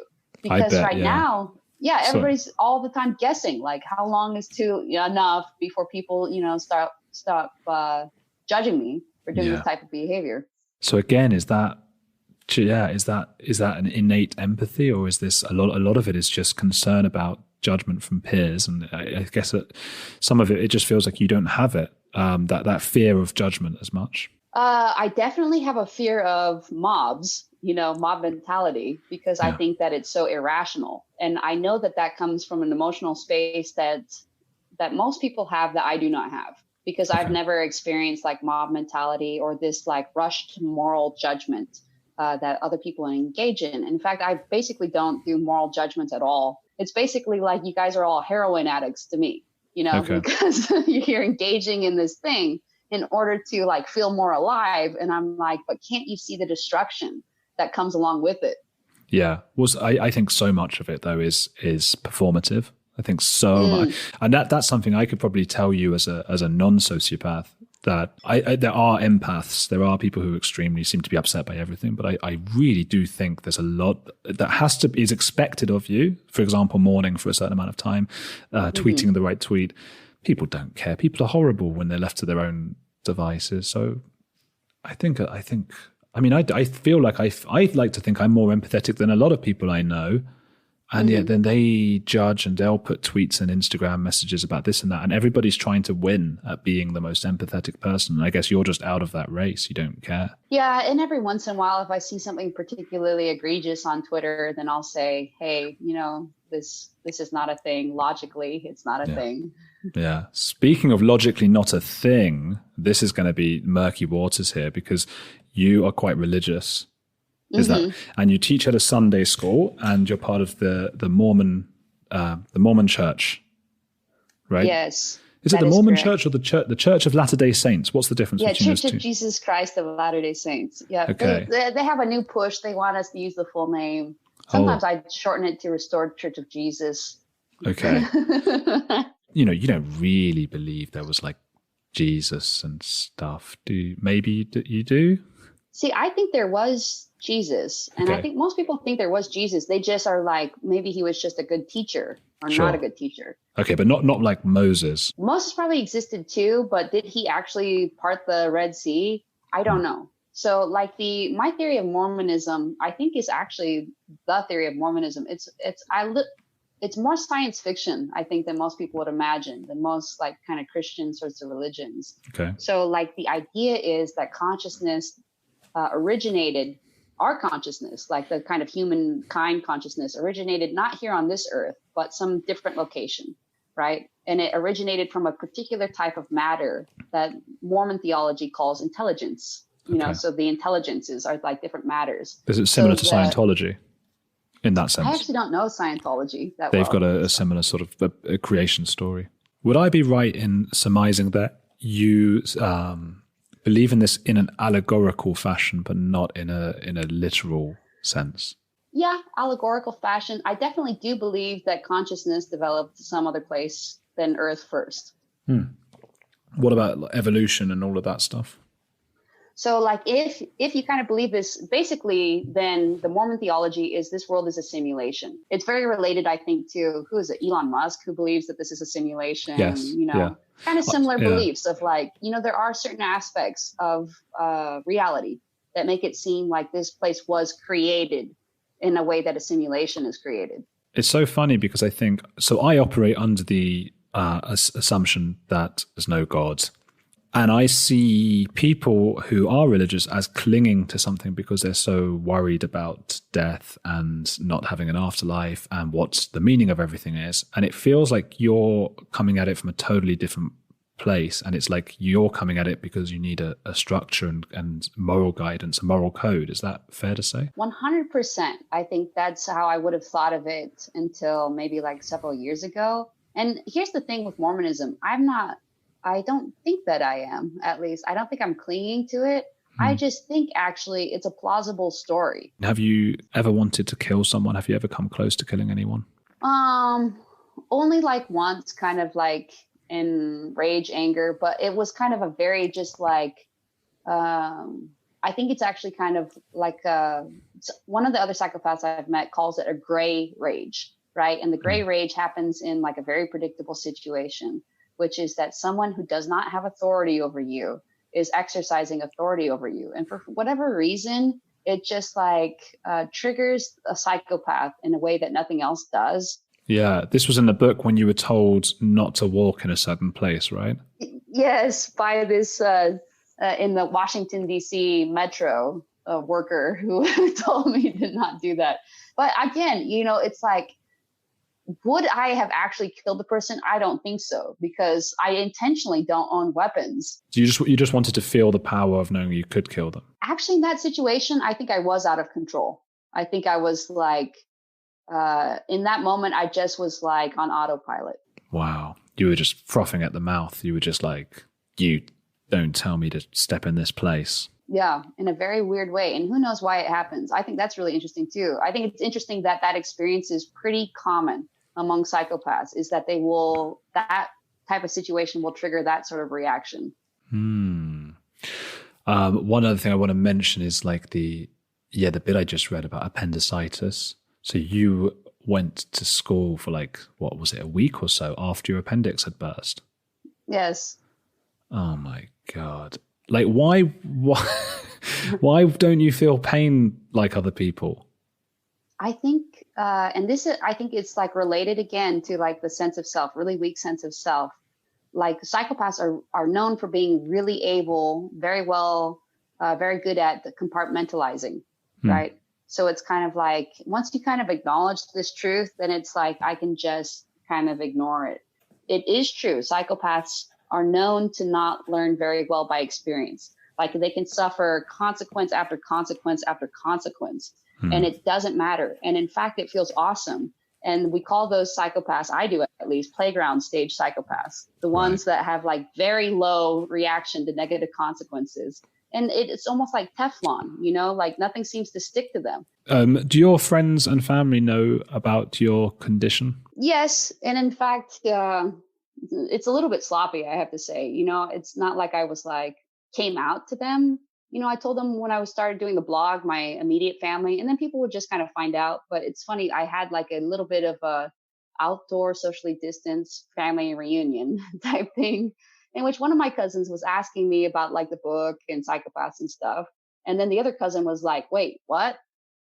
What's happening? And I was like, oh, I'm a psychopath. Yeah. She's like, oh, just because I live in Texas, I don't get told anything. Is there a fear of leaving children with you? I mean, presumably, as much as you love your family's babies, couldn't there be a bit where they're annoying you a bit and you're just like, oh, screw this, I'm throwing them in the garbage? Yeah, I would say probably there's a greater chance of like recklessness with them and like over exuberant roughhousing. Like I said to my also psychopath significant other, I was like, oh, my baby nephew likes to get choked. And she was like, don't tell anyone that. Oh my God. You should be careful. But he kind of does little. Oh, but he's going to grow up having like a sexual fantasy about that. Could be or whatever, but it's not like I'm impacting his windpipe. I'm just like grabbing him by the neck. Sure, you know? You're just playing with him. Tell me about this Yes. significant other. How did you meet on the blog? Yes. What's he or her like? You know, in writing the second book, she was like the first person in this like series of like meeting a bunch of people in a row. And the first time she came out, it was like fine and stuff, but like she was very like playground stage at the time. And even though I understand psychopaths that are like going through that, because I did too, like in my 20s, go through this playground stage of not caring, you can't really relate to somebody, you know, deeply on any sort of emotional level who's kind of that superficial about life. Yeah. So nothing happened. But then she came like 9 months later and she had like all these kind of bad things happen to her, kind of reversals of fortune. And then, so she was more self-introspective. Wow. And so we connected differently that time. And then. Couldn't she have been manipulating you? Do you worry that you're manipulating each other? Well, she definitely was trying to manipulate me at the beginning. Because remember, there was like that 9 months in between. And she like sent me like an email or a text like a month later being like, you know, I think I'm like falling in love with you or something. And I was like, or I think I'm developing a crush on you. And I was like, oh, okay. Is it pleasant? And she's admitted now she was just like trying to seduce me and then like, you know, kind of ruin me a little bit. She just wanted to ruin you after. Well, just kind of, she's very like, what do we say? Like likes to conquer things. What's an argument like between two psychopaths? Well, first, like there were very few arguments at first because it was like, okay, I just understand like what you're going through and stuff and understand that this is like a issue. You know, and I think psychopaths generally are like super easygoing. But then she started like getting more and more in touch with her emotions, right? And so then it was like a little bit difficult for her because when psychopaths start to get in touch with their emotions, it's like a second puberty. It's like super awkward because you're having all these emotional experiences that you've never had before. So you believe there's room for growth? Oh, yeah, absolutely. That's why I think, I mean, the state of current research about psychopaths is just pitiful. What's your second book about and when do you think it might come out? It would probably come out, my guess is like a year and a half, 2-ish years, because it's just at the proposal stage. But it's basically, I forget, I should probably learn this better because it has a cute little subtitle or something that's like a perspective on identity seen from the lens of those who don't have it, right? Okay. So it's basically kind of looks at like what we say a little bit, the woke culture. And people, all these people who have like these strong identities, like, you know, I am anti-abortion, pro-death penalty, or vice versa, right? Pro-abortion, anti-death penalty. And it's funny that those seem to flip, you know, how many people do you know who are anti-abortion and anti-death penalty? There aren't that many. No. It's an ideology thing, isn't it? It's a Republican Democrat thing. That sounds like a fascinating book, though. Oh, good. Thanks.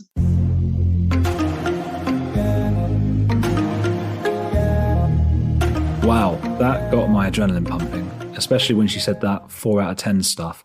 I'm not sure if it came across, but I was on edge the entire conversation. Appropriate, given this is the On the Edge with Andrew Gold podcast. Very on the edge. As you heard, she was incredibly polite, charming, and easy to talk to, opening my eyes to what a psychopath can be. I'd definitely recommend her book, Confessions of a Sociopath. Just don't read it at night, like I've done. If, like me, you're drawing a list of potential psychopathic friends, let me know. Tweet me on the podcast Twitter channel or Instagram. Spark a debate. I want to hear from you. Speaking of debate, as I said at the beginning, next week is Mark Meechan, who taught his dog the Hitler salute. Silly thing to do, offensive thing to do. Should he have been arrested, though? Maybe. See you next week.